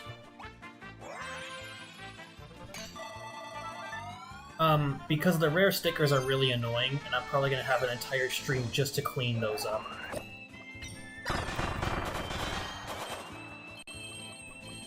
Like, they hid them so unnecessarily well that every time I try to play this game, I usually end up missing quite a lot of them.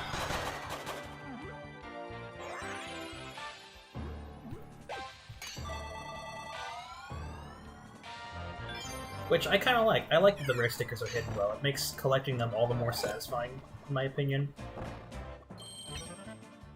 Die! That's what you get for cleaning.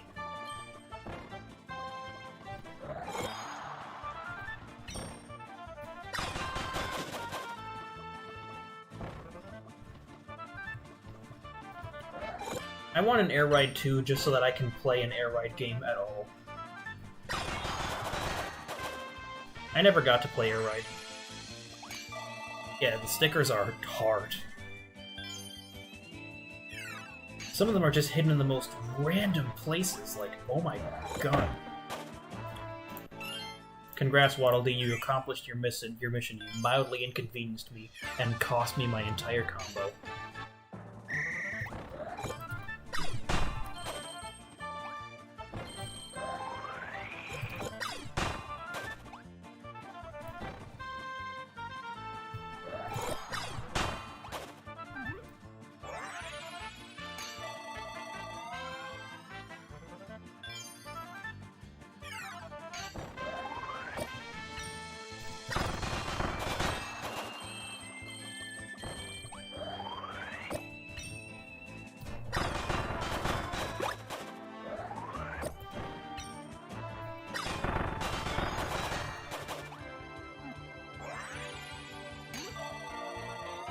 It still was really cool seeing Kirby in 3D for the first time ever.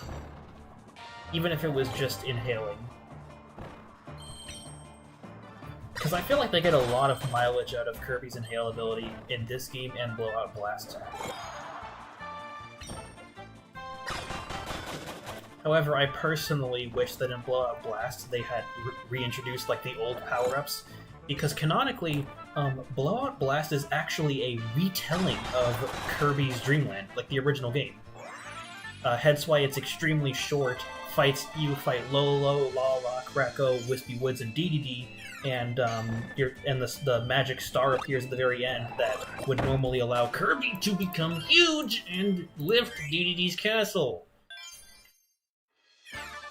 Blowout Blast is basically just a 3D version of Kirby's Dream Land, and I messed up.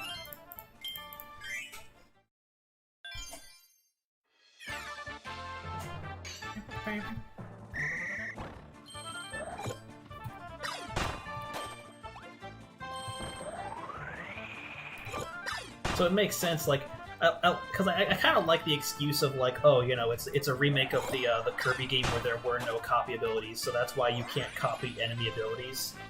I like that idea.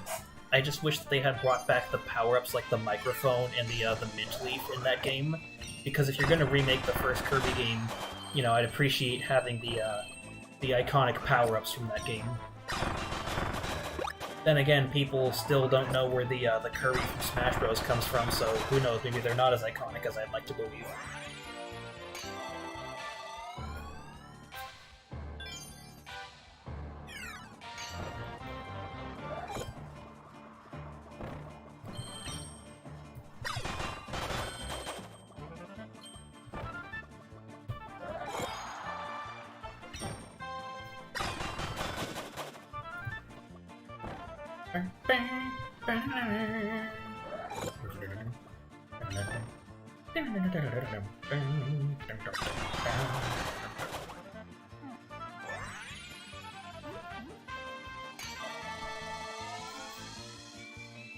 Alright, time to lose everything to this one band of roaming Waddle Dees. For example! I predicted the future.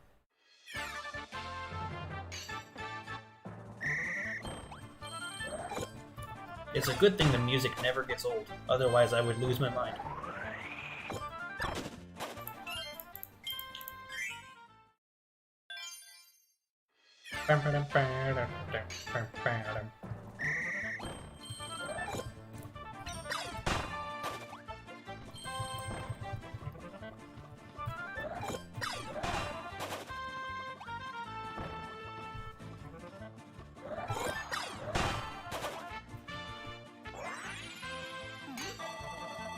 We got a single frame of Kirby Pog.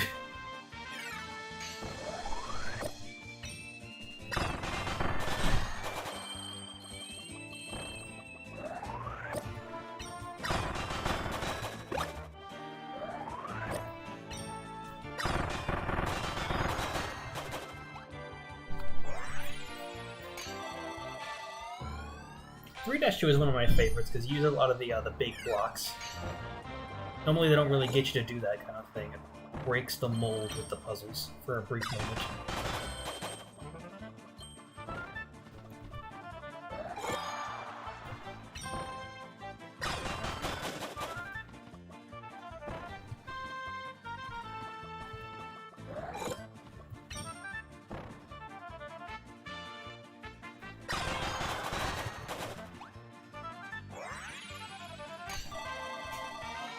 Alright gamers, time for my combo to end miserably to a single Waddle Dee that I jumped over.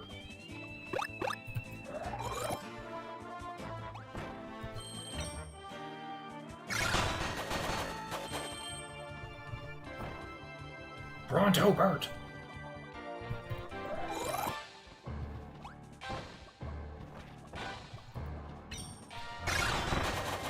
Got him. Alright, let's hope I don't lose miserably in the last room. That'd be bad. Oh, it's the boss rush, right? It's Masher from Kirby.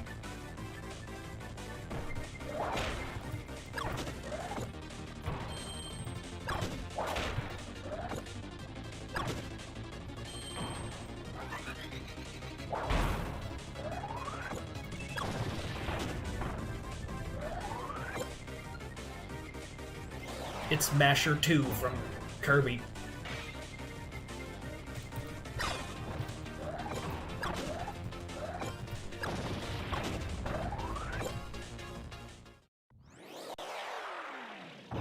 It's Masher 3!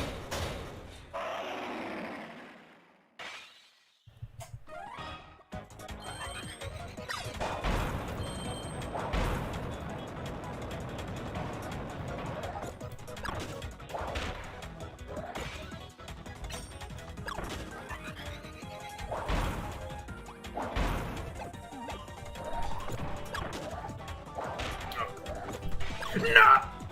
I can still get the time bonus.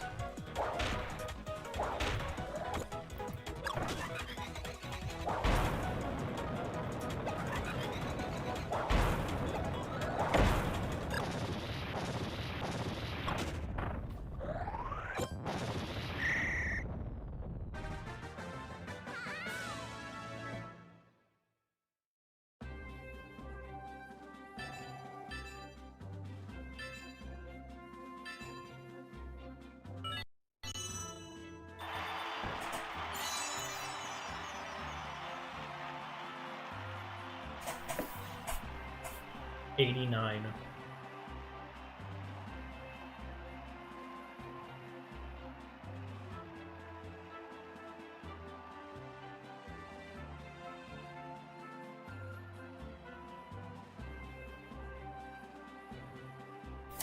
I'm sorry, I just died internally.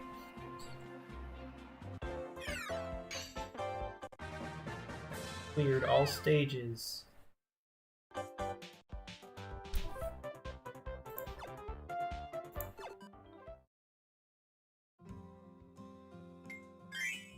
Let's just play Team Kirby. It's the timely magician.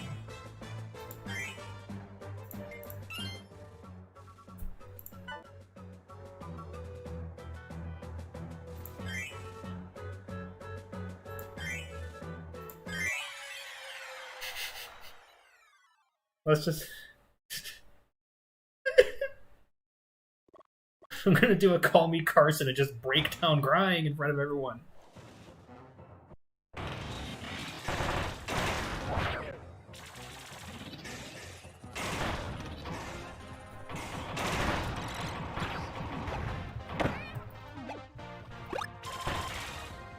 Smooch.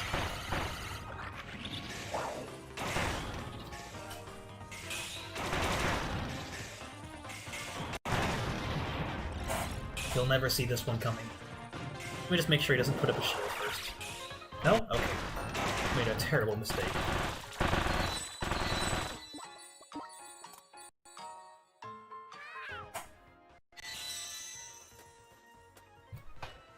And I did that with input lag. Why did the thing not load?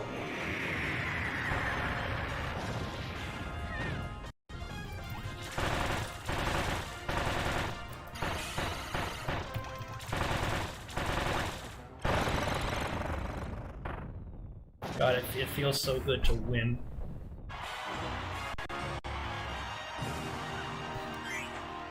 I missed being able to do anything. Yeah, so a little thing about Team Kirby Clash, you will not be able to get these speed clear bonuses for quite some time. Level 2.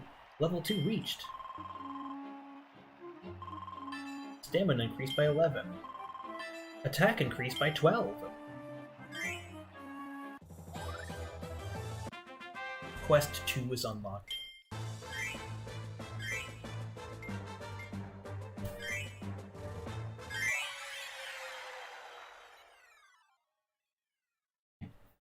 Stacking beam mages is insane, by the way.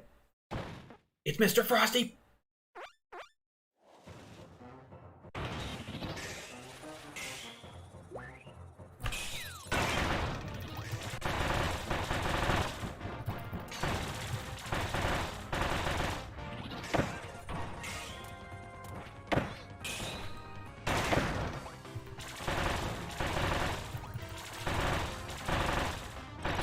Can you go to your second phase real quick? No particular reason for it, just...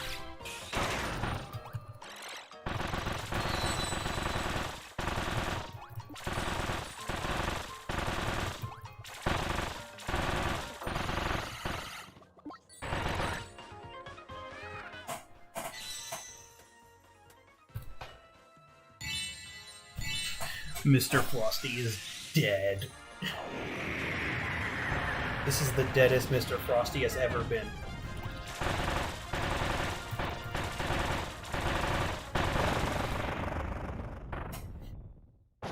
Poor guy, he got like mildly upset at Kirby, and then Kirby Time Stone froze him for eternity, and when he woke up he had a throbbing headache and like broken bones.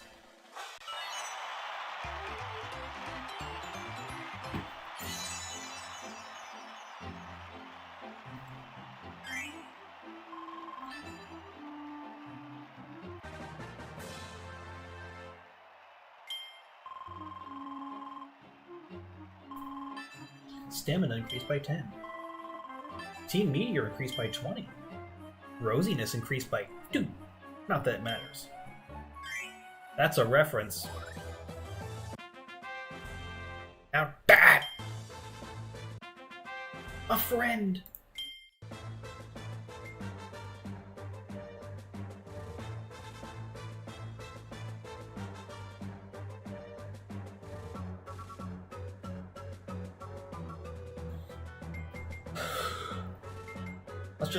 Let's just grind this idiot real quick.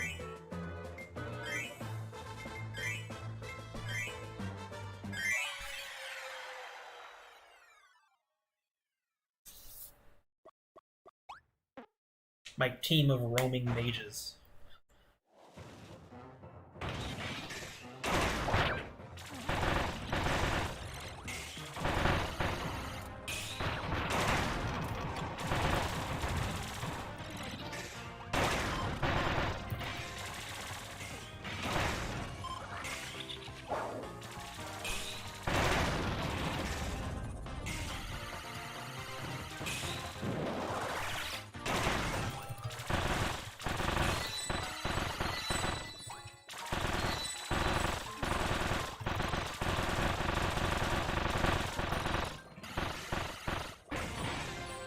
for some reason, the AI in this particular iteration of Team Kirby Clash is way smarter than normal, because they actually know to not use Time Beam when the enemy is clearly shielding their sides. Also, he is dead.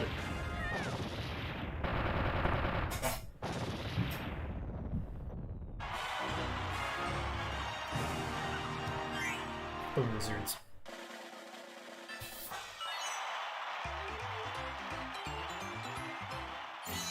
New record.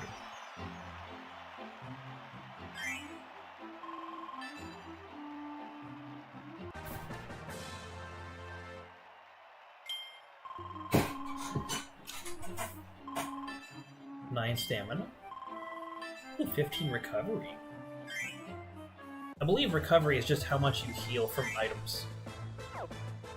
Fell the ancient tree who lives in the old ruins, but watch out for worms and falling apples. Yeah, he's gonna drop healthy snacks and vermin on my head, and I'm gonna die.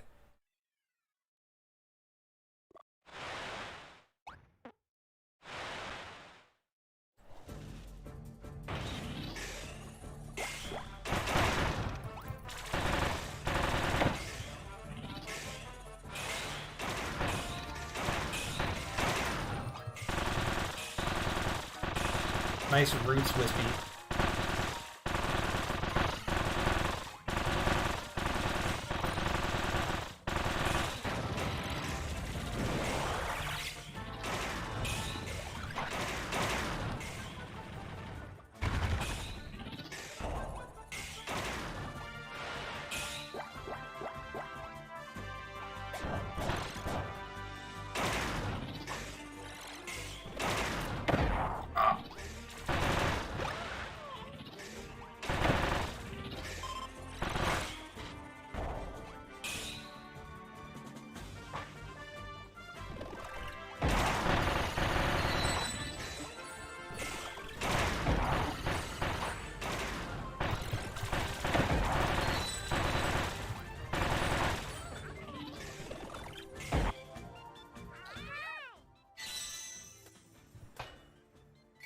I remember in Return to Dreamland, Wispy Wood's hard form did that attack where it just keeps jumping. No, wait, this was Triple Deluxe. Flowery Woods did the attack where it jumps up and grows, but for some reason they just let it keep getting bigger, like over and over. So eventually, in the harder difficulties, it would literally take up like 75% of the arena, and you'd just die.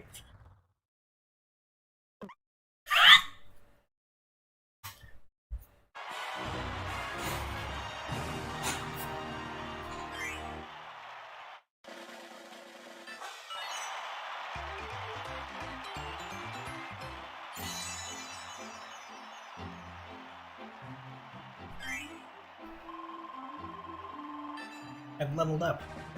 It's like D&D where the level cap is ridiculously low, but it's not like anything in D&D is inherently super powerful enough to require intense grinding. As far as I know, at least. Who knows? Kindness increased by 2. I'm gonna be nicer for the rest of the stream now.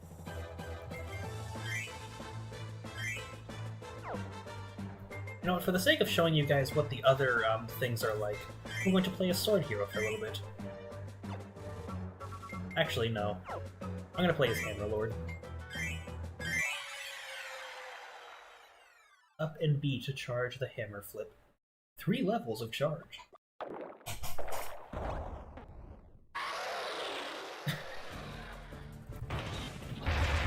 Hammerlord is painfully slow. However, they make up for it with their immense power that they wield.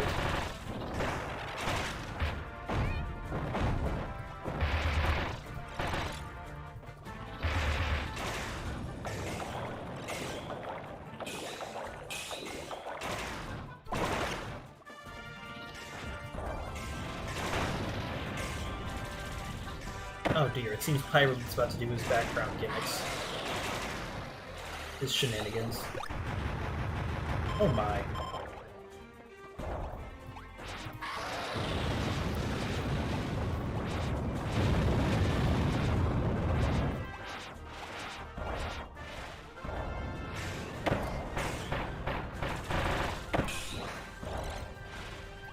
I'm going to be kinder for the rest of the stream, I promise.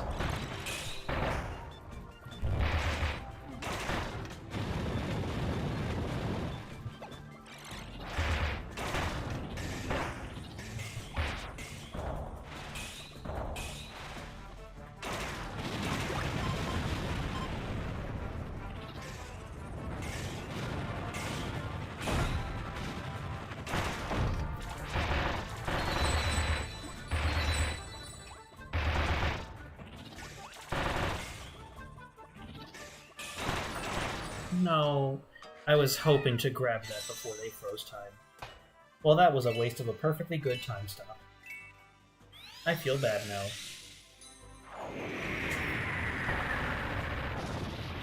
However, I assure you, I'm not feeling nearly as bad as this poor sap is about to be feeling once I do this to him.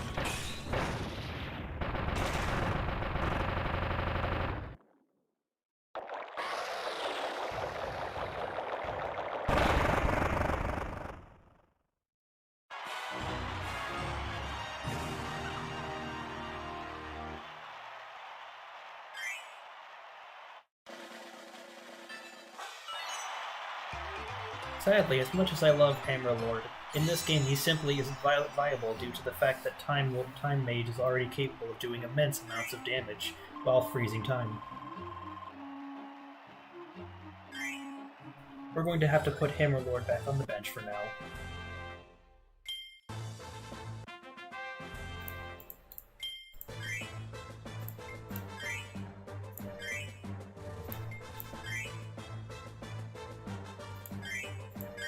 Funnily enough, because this game only has one flying boss for the this mode, they did not implement the V Mage's powerful time-stopping bonus against flying enemies.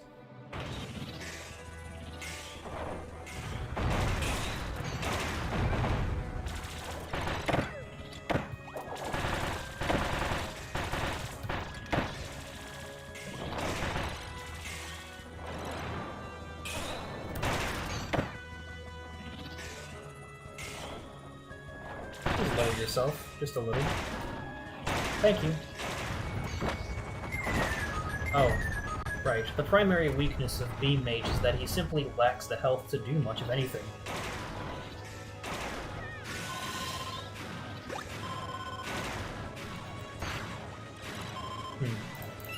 I believe I'll restart this mission real quick. I can do much better than that.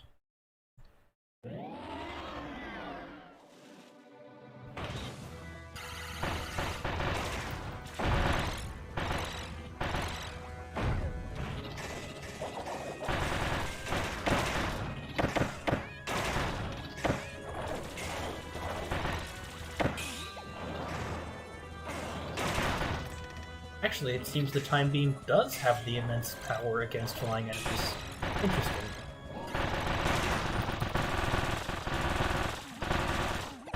Guys, look, it's Landia Pog.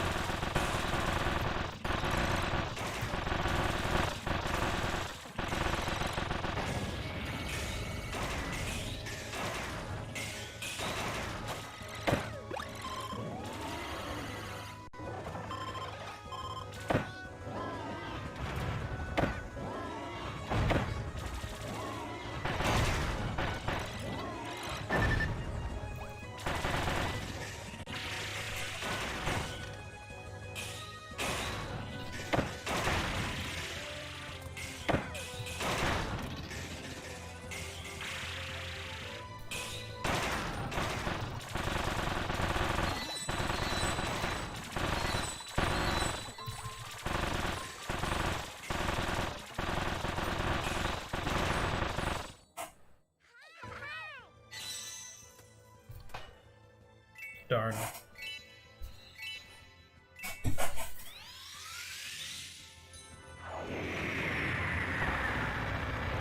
I believe that's the end of the fight right there.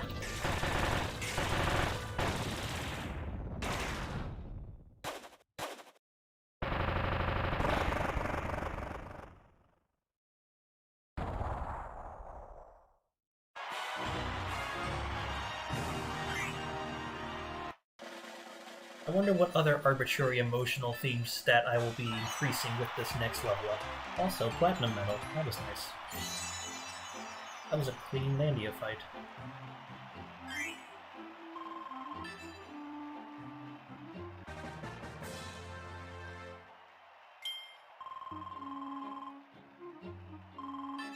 Increased by 9. Recovery increased by 14. My emotions, however, have remained completely unchanged.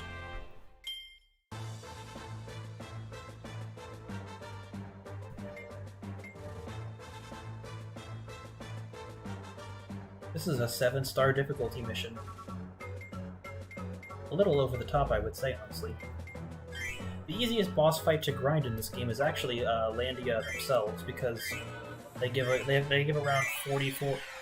They give around 4,400 EXP if done properly, and if you level up, you can do them properly much faster, which will result in more EXP. Landia EX, however, is simply too tough to be dealing with regularly for grinding purposes.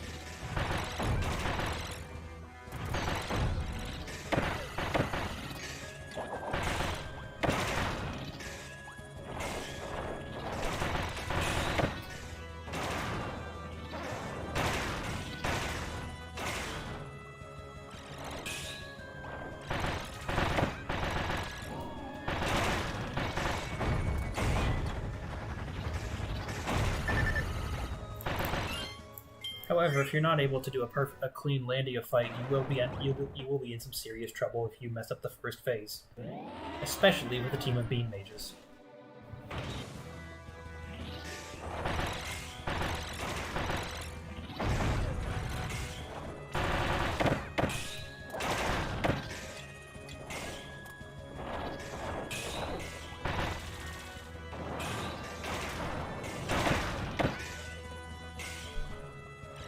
However, I believe this should be enough to knock them down.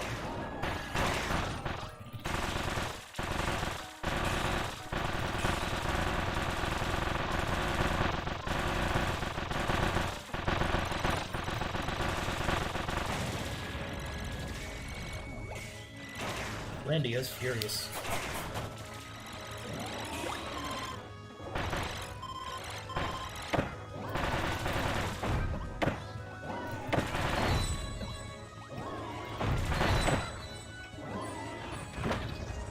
Oh dear.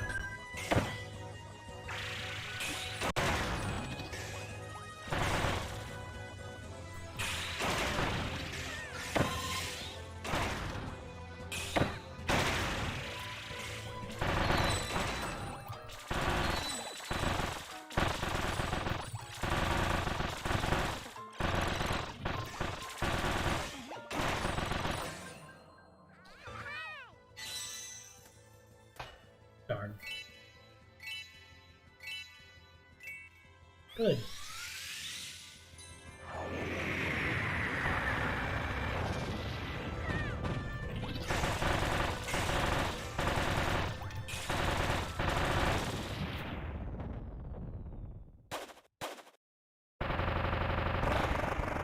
And that's the end of them.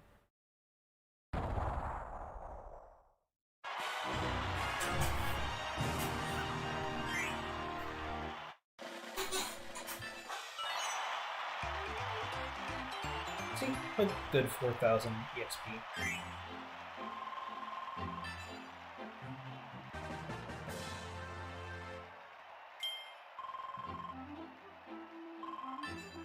Nine stamina. 20 more Team Meteor. And my eye sparkle went up by 4. That's pretty impressive. It only goes up to 5.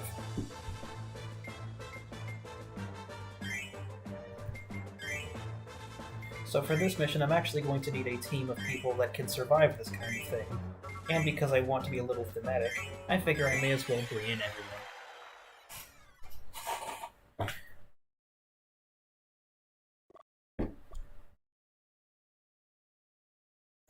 And dropped something. Landia's back, and this time, they're purple.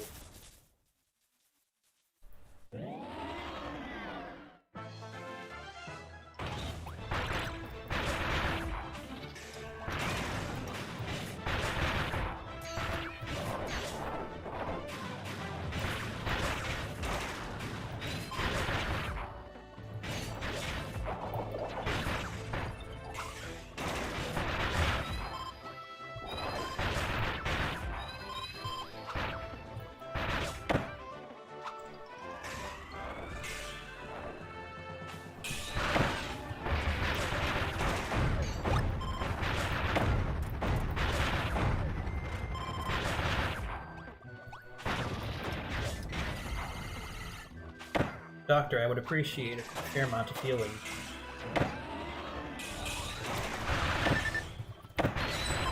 Thanks.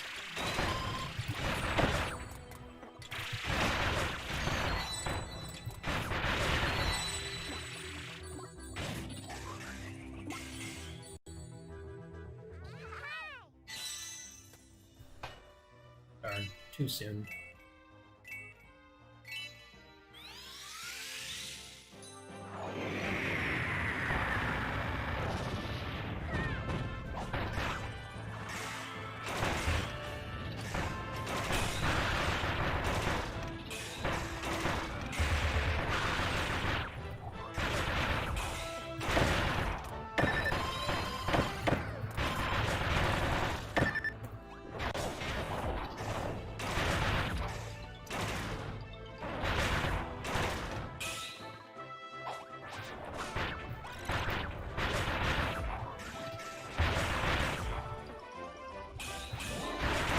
Oh, full heal. Or mostly full heal.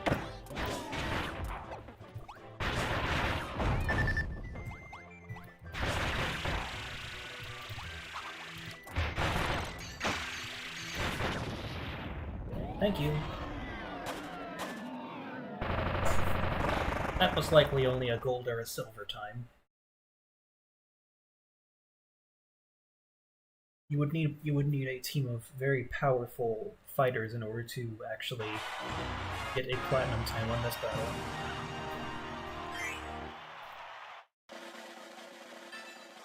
See, only silver. But still quite a good amount of experience for a silver mission. I've done it.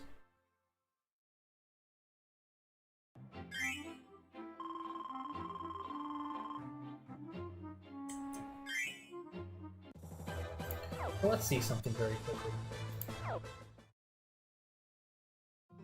Oh, thank God, I'm out of that horrible game. I can actually be a jerk now. 98% completion. So the only, like, the last 2% comes from getting all of the rare stickers. You'd need a fair bit of grinding to get the platinum medal, yeah. Also, villain stickers up top, I like that. So yeah, I gotta get the last 2% of the completion bonus from doing all the rare stickers. The ability testing area.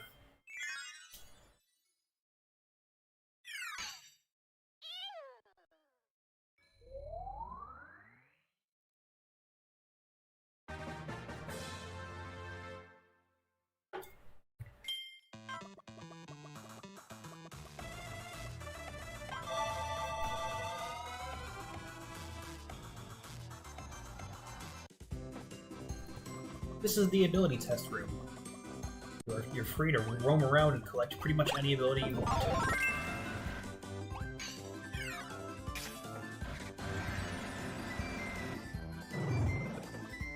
And there's even a metal waddle you to test your abilities on. Furthermore, in the back we have something very special.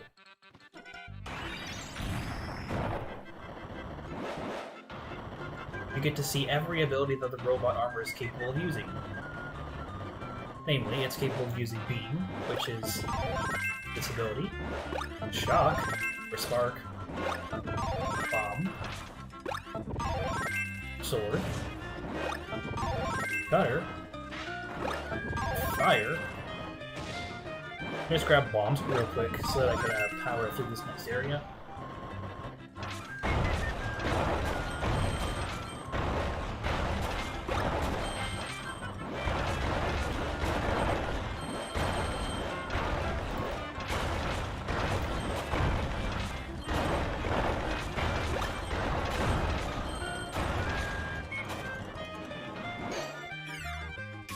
And then we have the Ice ability.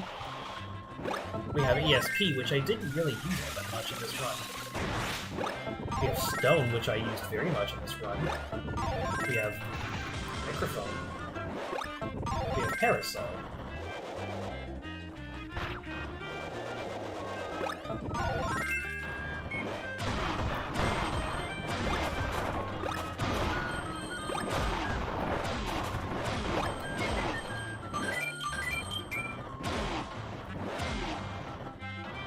fun fact, the Robobot microphone ability is actually the inspiration for a move that Metalloid has in Dimension Quest, where he turns into a giant set of speakers that looks much like this and just screams. The only two abilities that you cannot test out are Wheel and Jet. No, I want to go back in.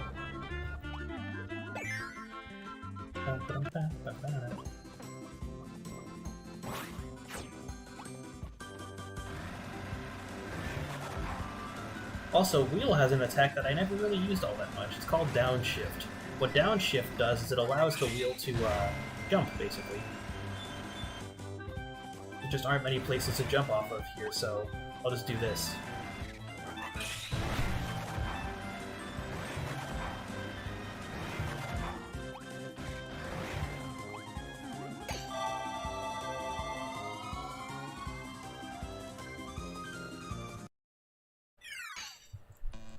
So, stickers. No, not code cubes. Actually, oh! I never actually used this list to see the code cube before. That's interesting. So if I recall, the rare stickers specifically, 4-1. Okay, so they do tell you where the stickers are. So let's see how many I'm missing. Because if I'm not missing too many, would you guys mind sticking around for an extra half hour while I clean these up? 4-1, 3-1, 2-1, 1-4, 3-2, 4-5, and 3-7. So I actually have most of the rare stickers, huh?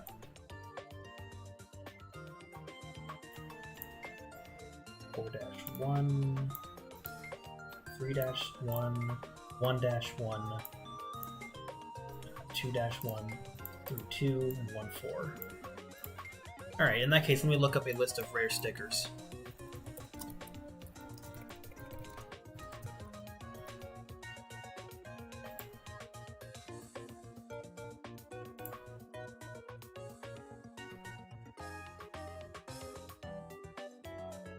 Okay, so the first sticker is actually where I believe it was. It's you have to beat Wispy in the first level, basically. Also, configure real quick. System play coins 42.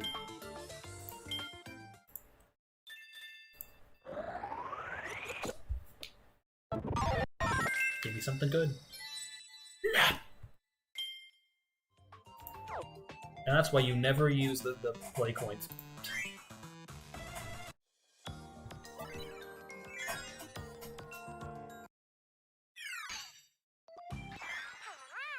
Alright, so it's now you guys get to see my speed running potential as Kirby.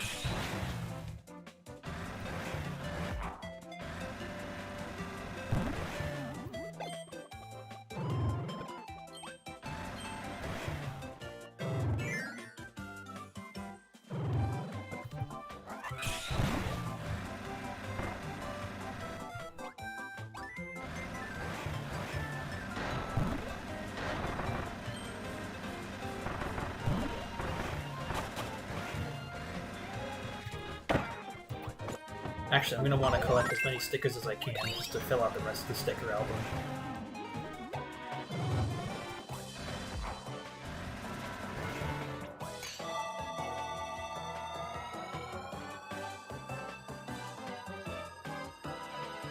I think it'd be funny if, like, the giant leg in the background was, like, completely trashed whenever you replayed the level after beating World 1.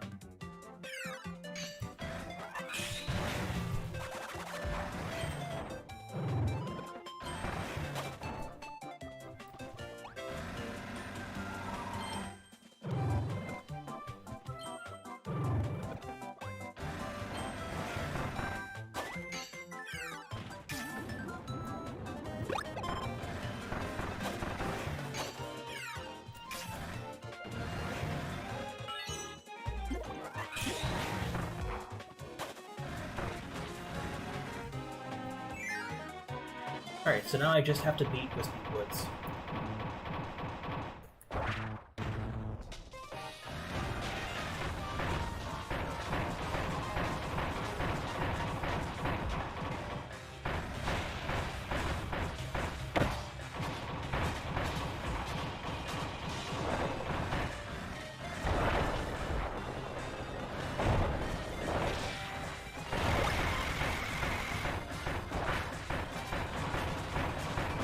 like how they make even Wispy Woods seem powerful as early as the first level. Like, they just show off what Haltman's actions have done to this world. And that's the rare sticker.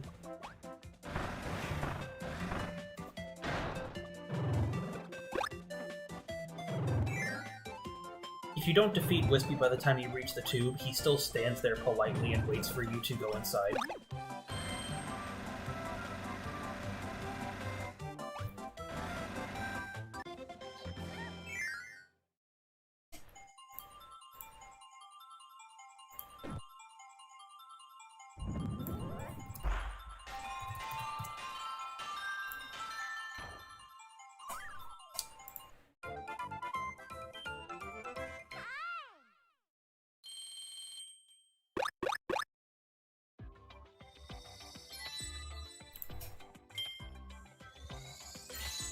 Star Rod Kirby.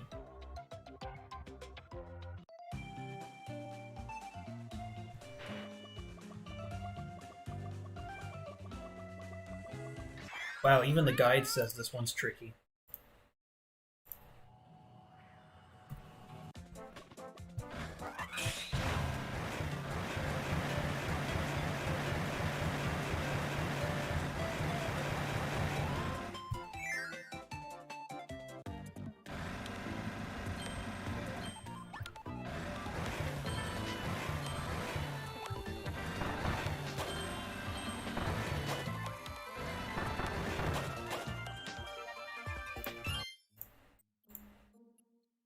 Oh dear.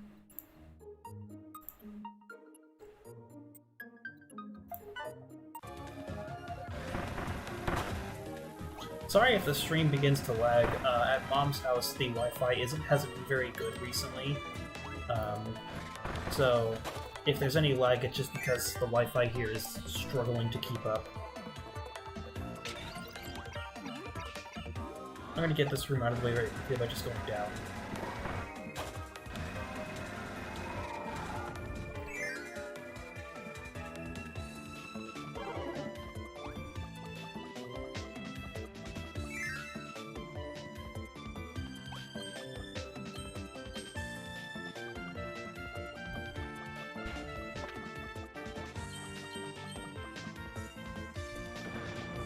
Yeah, this is the room. Seriously? It's just in there?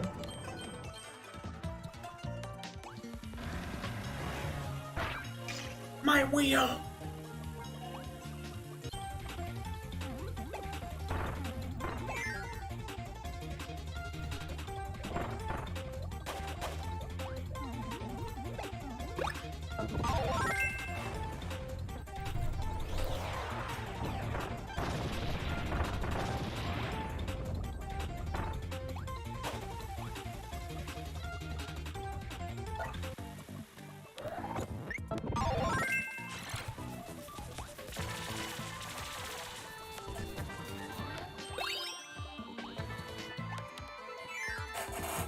I'm not sure when the video is going to get any clearer.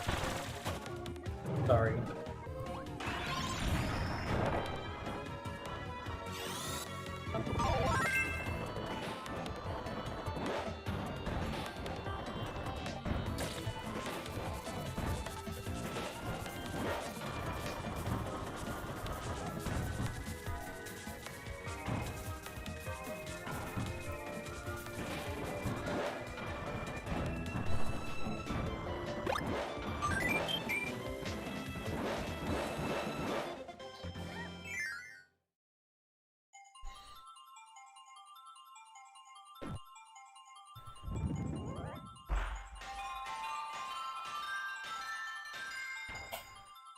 Free sticker.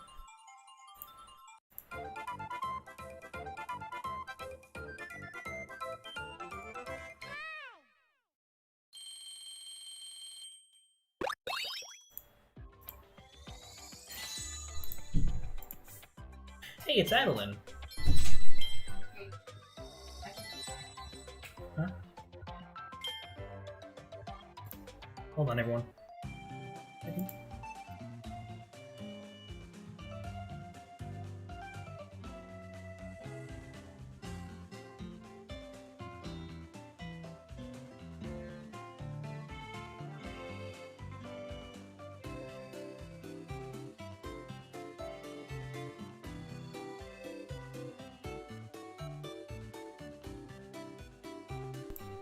Alright, Mom decided to tell me something real quick. Okay, so, stickers. Missing.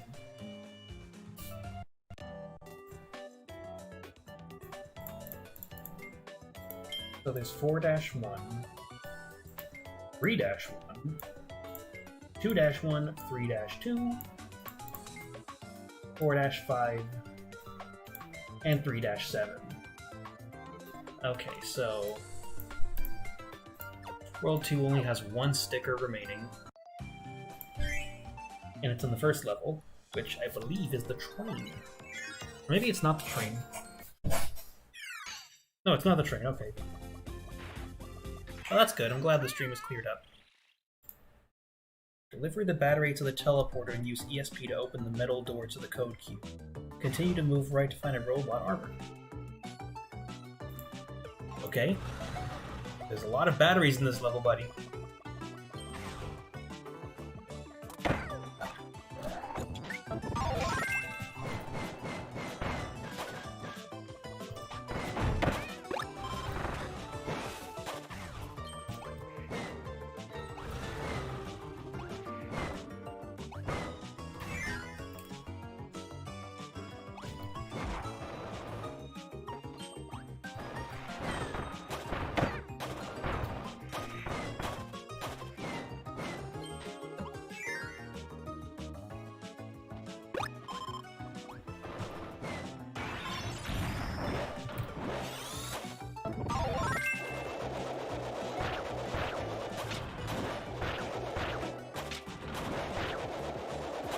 I just have to play through the level like I'm looking for every code cube, I guess.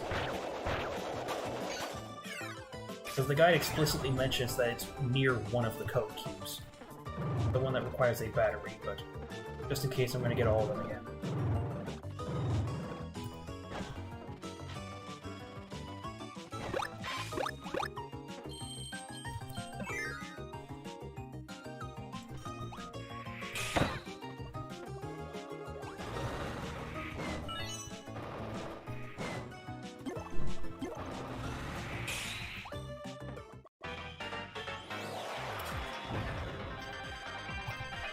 Oh, guys, it's Gygus.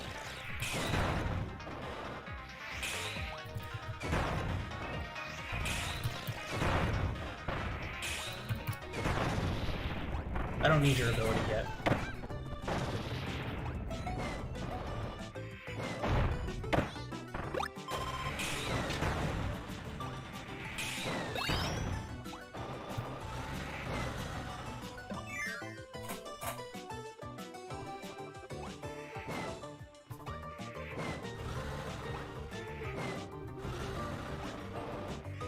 Right. Okay, so I deliver the battery. Yeah, I remember when I originally played this, I thought you're supposed to take the robot armor from somewhere earlier in the level. No, you get it from somewhere later.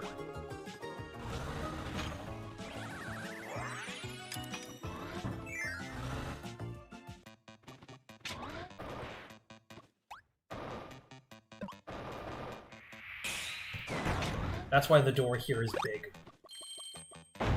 The armor's hidden right here. I never noticed that the door was big before. I keep forgetting about that every time I play this game. Oh!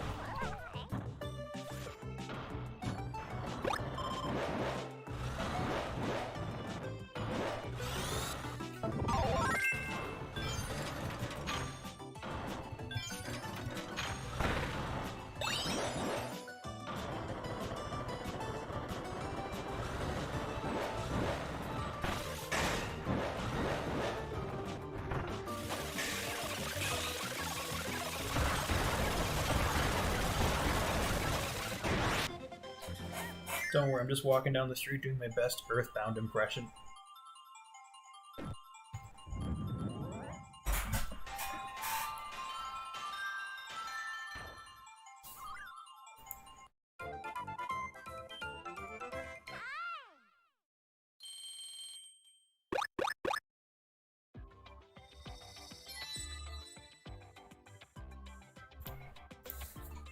Manga Meta Knight.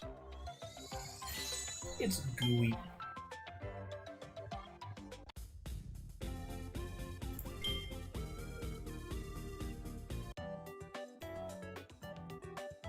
so 3-1, 3-2, 4-5, no, and 3-7. So I'm actually going to go do 4-5 instead of 3-1, because 4-5 is the only one that I need left, like from any world besides World 3. No.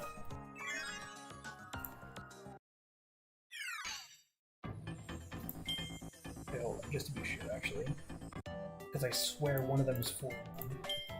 4-1, 3-1, 3-2, and 4-5. So 4-1.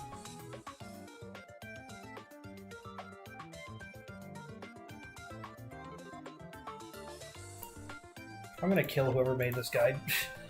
The one for 4-1 says, "This one's hard to miss." Like, if it was hard to miss, I wouldn't have missed it, considering I got a lot of the other ones that are really tricky, like checking a random window in the casino. No!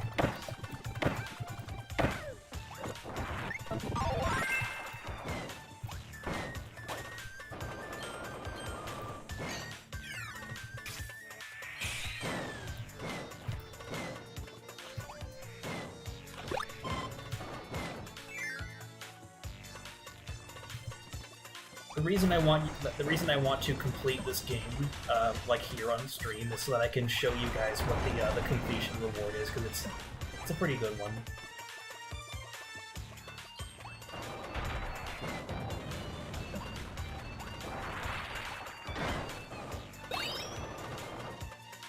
There's gonna be a tube that takes me into the background.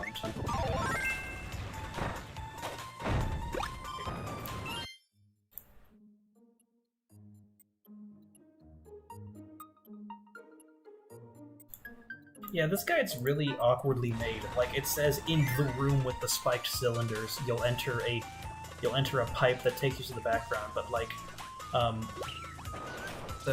there are multiple rooms with spiked poles. And there are multiple rooms with spiked poles that have pipes into the background.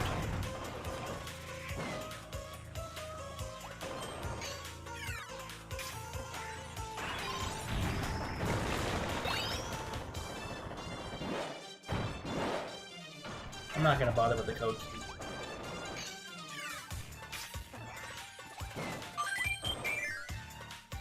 Yeah, the post-game reward for this is actually really nice.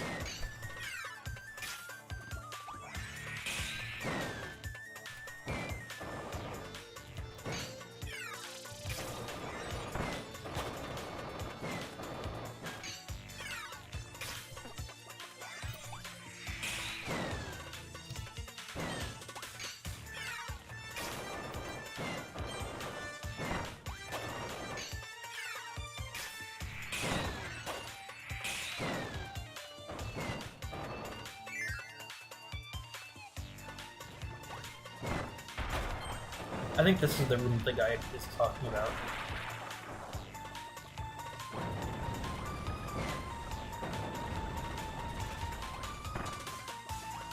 Yeah, okay. This one is hard to miss.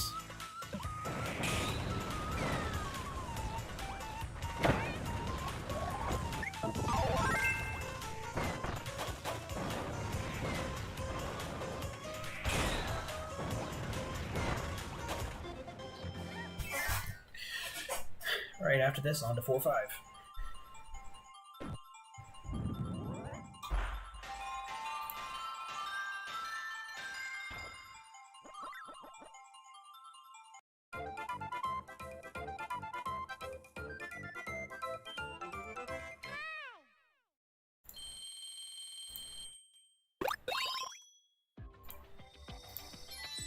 Rick. Magalore Doodle, that's terrifying.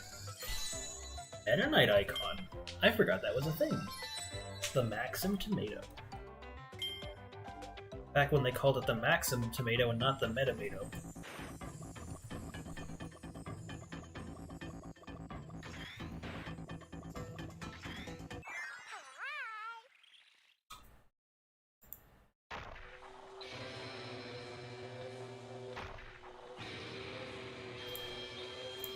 No, there's no 110%. Kirby games don't often do the whole, like, you know, "Ooh, you got 110%.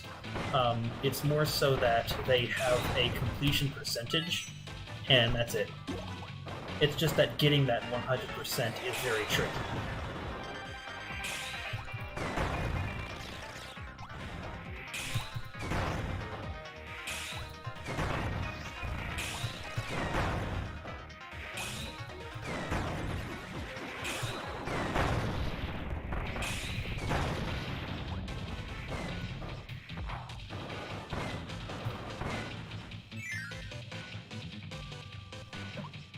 The only Kirby game to ever technically have a 110% type of thing was Star Allies, and that's because it had a DLC that added an entirely new mode. So they basically added an extra percentage to the game specifically for the DLC. But the DLC comes packaged with the game, so it's like it's basically extra percentage now. Like that's just permanently there. Because they don't charge for the DLC, thankfully.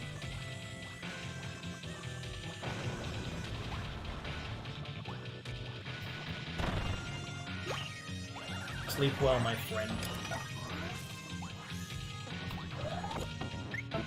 Alright, it says I'm gonna need this one.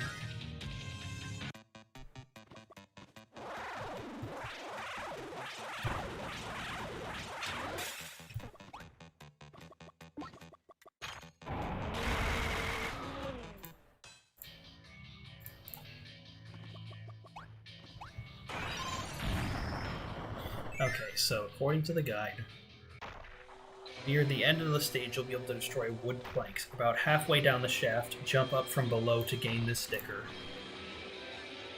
Okay.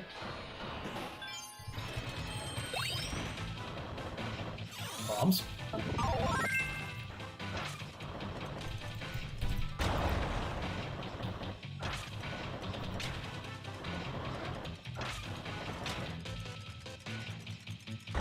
I still really love the boom steppers, like, a lot.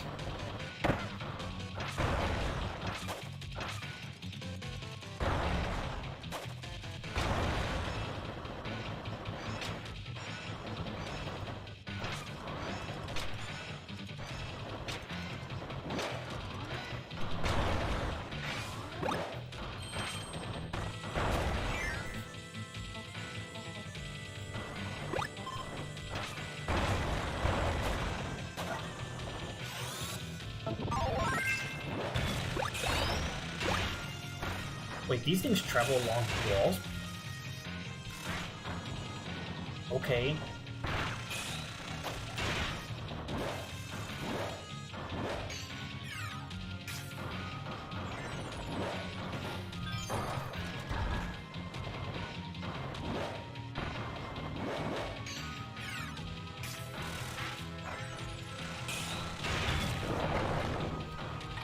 I just need to check every room with this armor to make sure that it's, like, the correct room.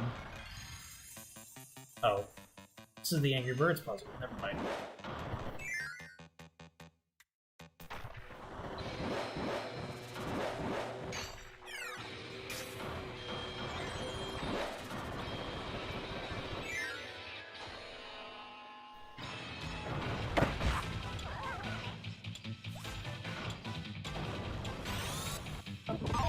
Die! Hold on. Alright. So this is the part.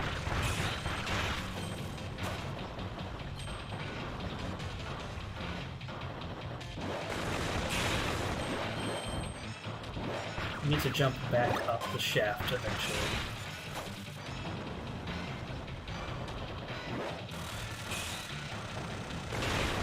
There we go. Every time I see that, I always assume that the reason they have that there is because they're trying to hold the blocks on top of something, and I always end up forgetting that the developers made this game. They don't need to have the blocks. They don't need to apply gravity to everything. They can just decide that these specific logs don't have gravity.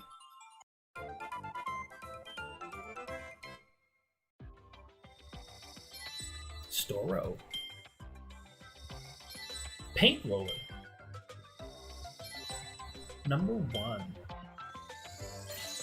Dark Meta Knight. Ooh, that's a nice one. Alright.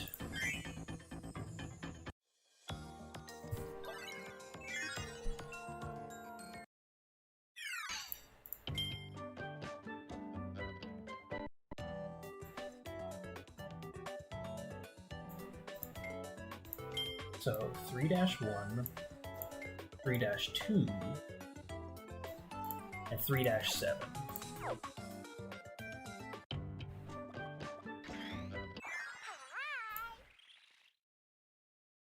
Near the end, you'll find a large metal block and a small metal block. Smash them both with the robot armor to discover a robot dock and a passage into the water below. Dock and swim into the pipe on the left, leading to the background. Swim out of the water and smash the large crate. Just like a certain boy with PSI.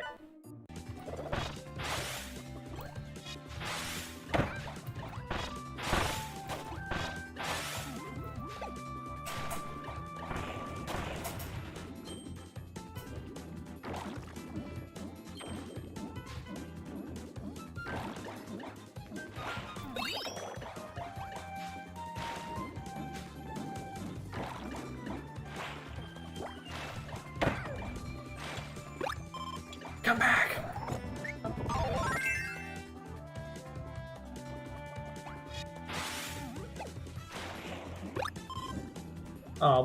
Which one of you kind fellows liked this video?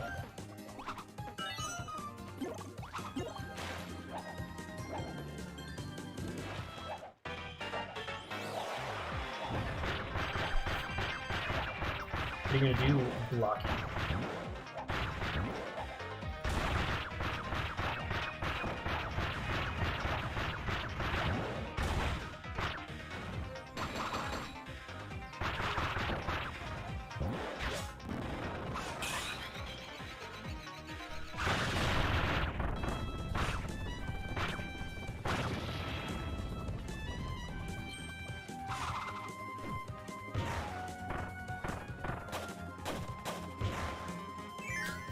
Well, thank you, Alex. I appreciate it.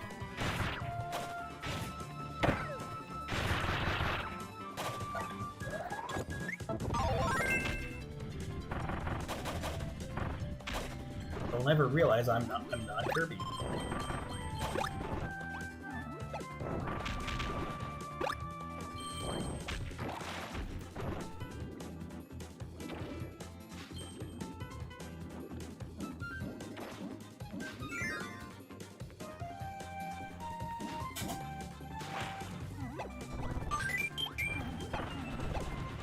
Right, here's the armor.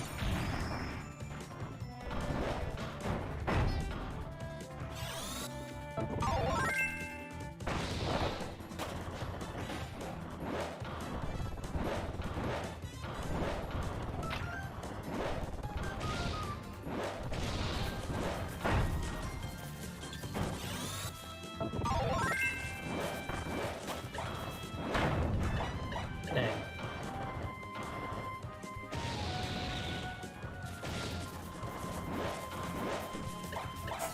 Wide cannon. Oh my god, I got a second like on the video. I'm flattered. Who did this?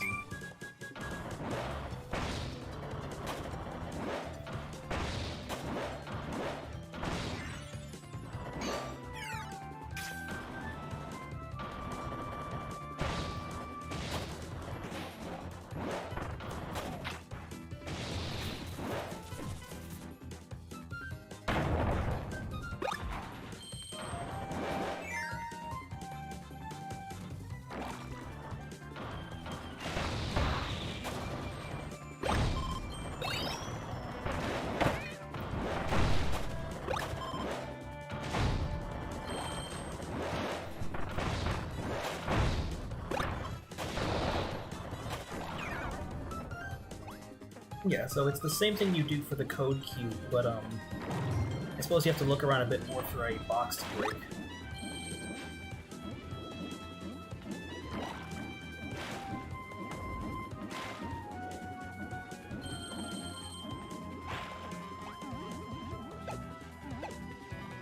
Oh, speaking of which,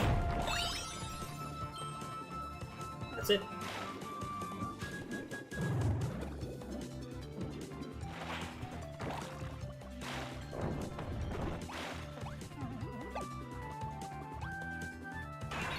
Come on, friend, let's go.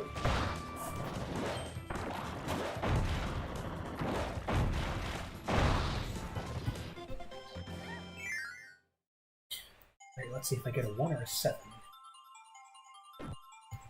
And that's a 2. Sad. Alright, so 3-4 and 3-7.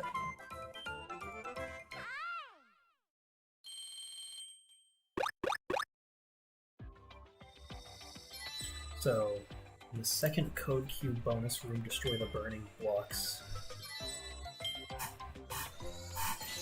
It's Kirby from Kirby's Dream Land. Featuring Kirby from the Kirby's Dream Land series.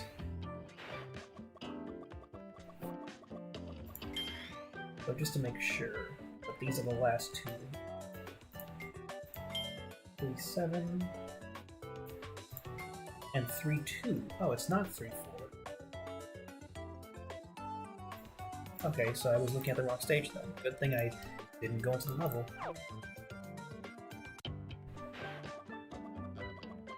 I mean, hey, on the bright side, 3-2 is a drive level.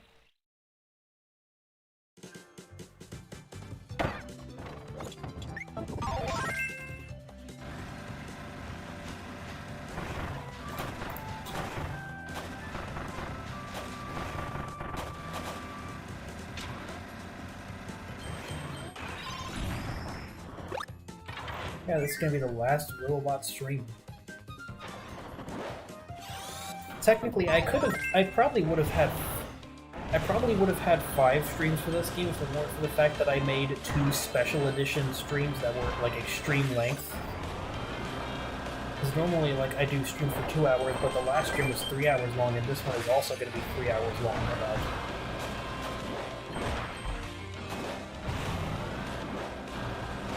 But I suppose that's a bit of a testament to how much I enjoy this game if I'm willing to use 2 special length episodes on it.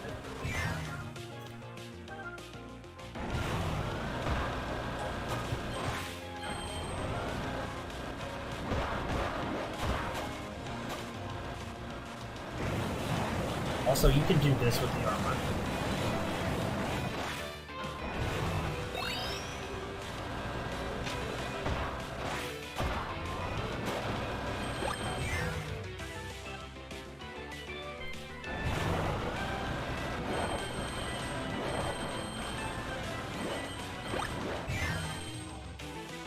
I love the robot units so much. So just real quick. So it's at the end of the stage, you'll reach a dock with an upper path and a lower path. Switch to the background. Alright.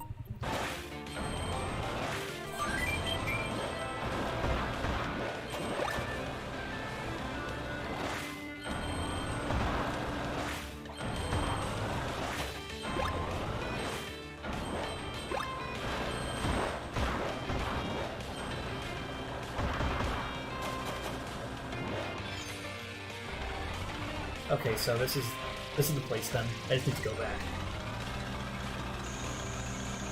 I like that they have the schematics for a goal post.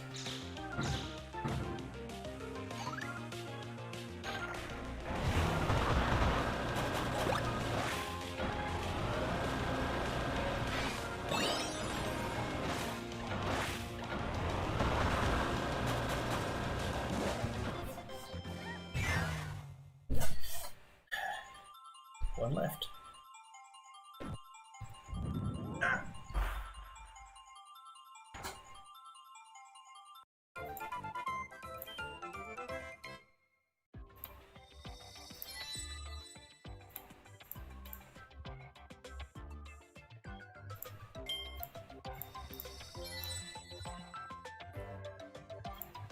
Neo.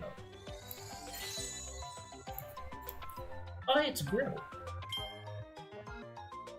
And Kirby Star Stacker. I'm just checking Discord very quickly.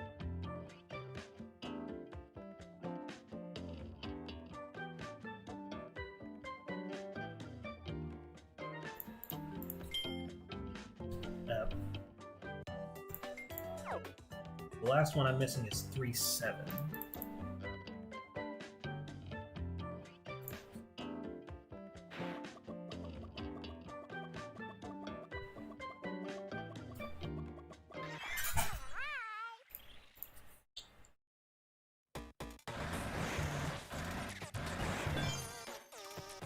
Motion controls.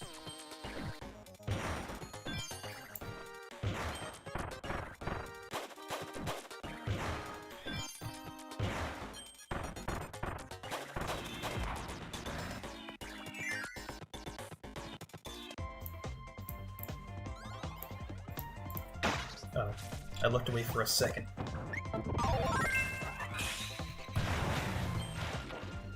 Wait a minute, can I just... That wheel can drive on water. I'm fast. I'm so fast, you can't even comprehend how fast I am.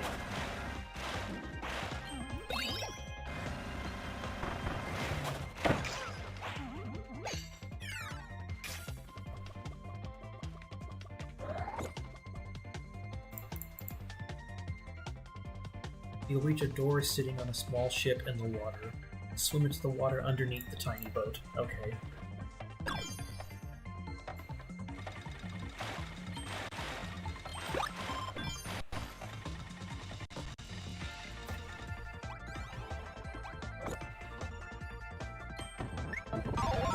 Oh yeah, this one is easy.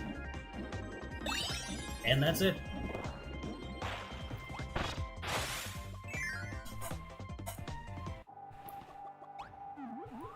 Like this video if you were here to see me complete Kirby Planet Robobot. One of my favorite games ever made. It's not the best game in the world, for sure, but it's still a game that makes me very happy, and at the end of the day, that's really all I could ever ask for in a game. I don't need 100% satisfaction, I don't need a flawless story or anything. I just need to be happy at the end of the game. And I'm very happy that I played this again. If it's not fun, why bother?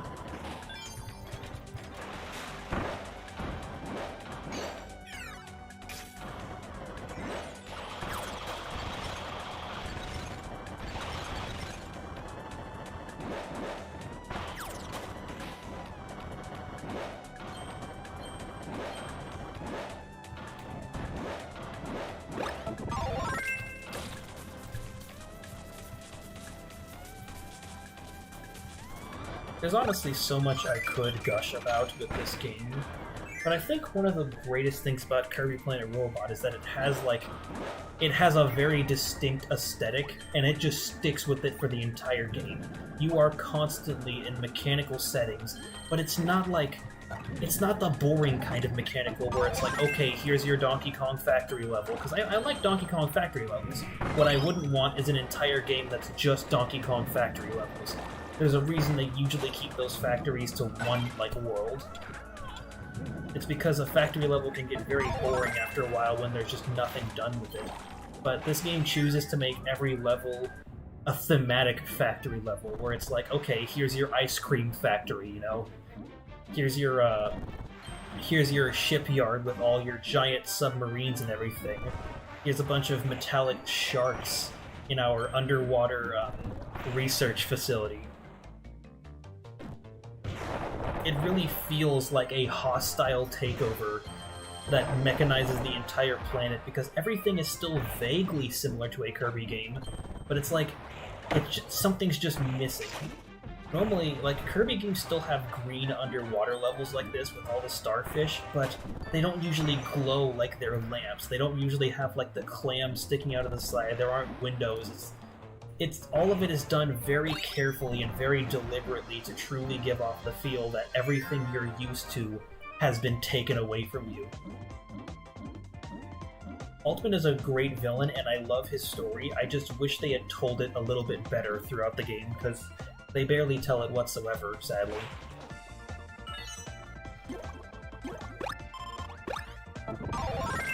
They had to tell it through Miiverse, of all things.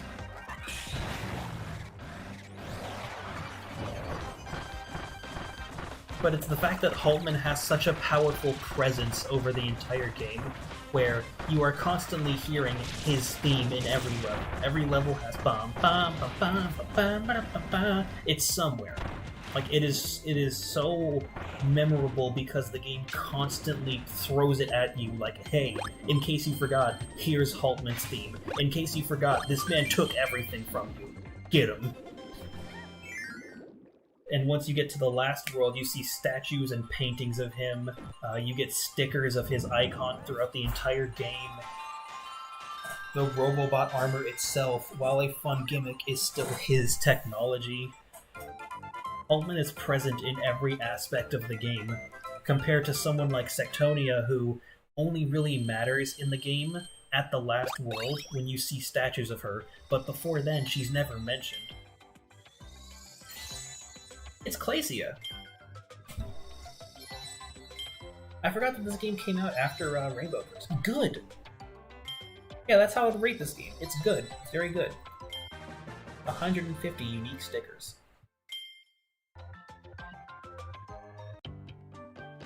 Robobot may not be a perfect game, but I feel like what it tries to do, it accomplishes very well. And what it tries to do is something I've always wanted to see Kirby do. So I'm very happy with... I do need every sticker. How many stickers do I need left? 1, 2, 3, 4, 5, 6, 7, 8, 9, 10, 11, 12, 13, 14, 15, 16, 17, 18, 19, 20, 21, 22, 23, 24, 25, 26, 27, 28, 29, 30, 31, 32, 33, 34, 35, 36, 37, 38, 39, 40, 41, 42, 43, 44, 45, 46, 47, 48, 49, 50, 51, and that's it, 51.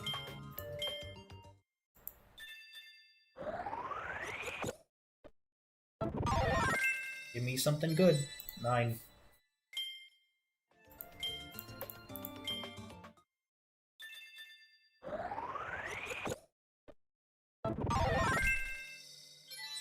Ooh.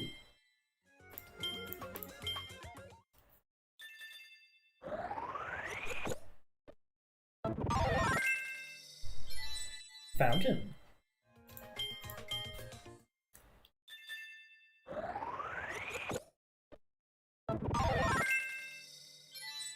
Javelin Knight. Yeah, so there are 200 unique stickers in this game.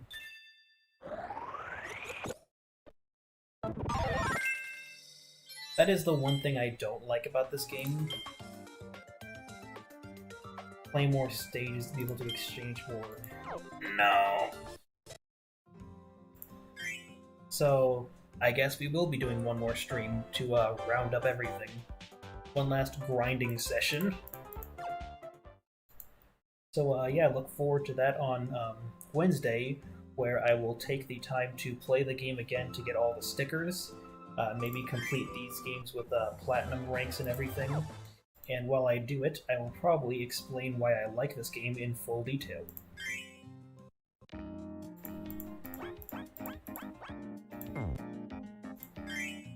Heartless machine.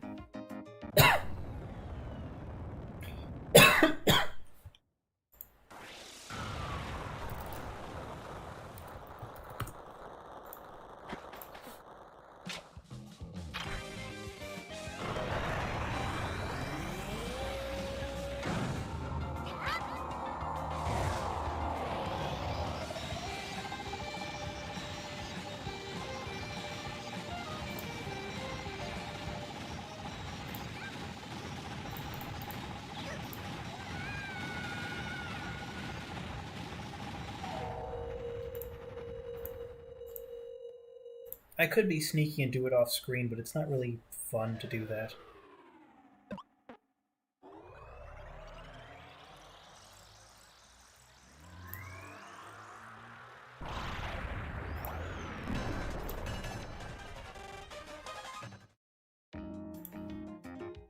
Well, the thing is that, like, I could farm all of the stickers except one, but then we run into a problem where it's like, I could just get horrible RNG for the entire stream and never see that last sticker. You know?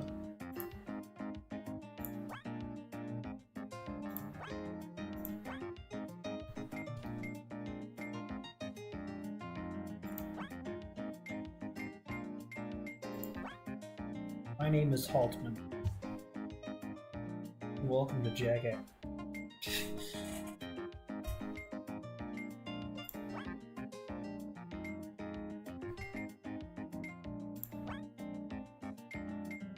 Ah, yes, this cutscene.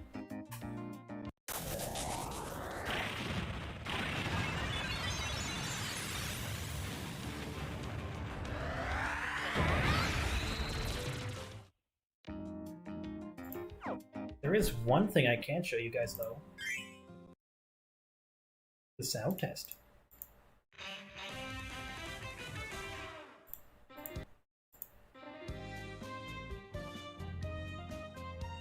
There is a full version of the Noble Haltman in here.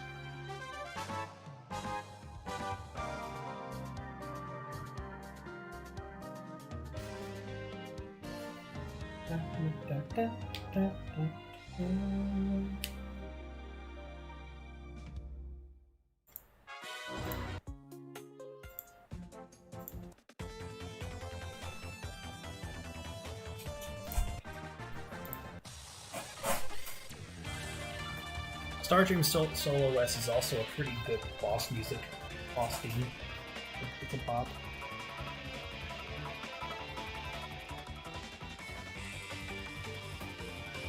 Alright, well, I'm going to end off the stream on this. It was nice hanging out with all you guys again. See you on Wednesday, when I'll be finishing this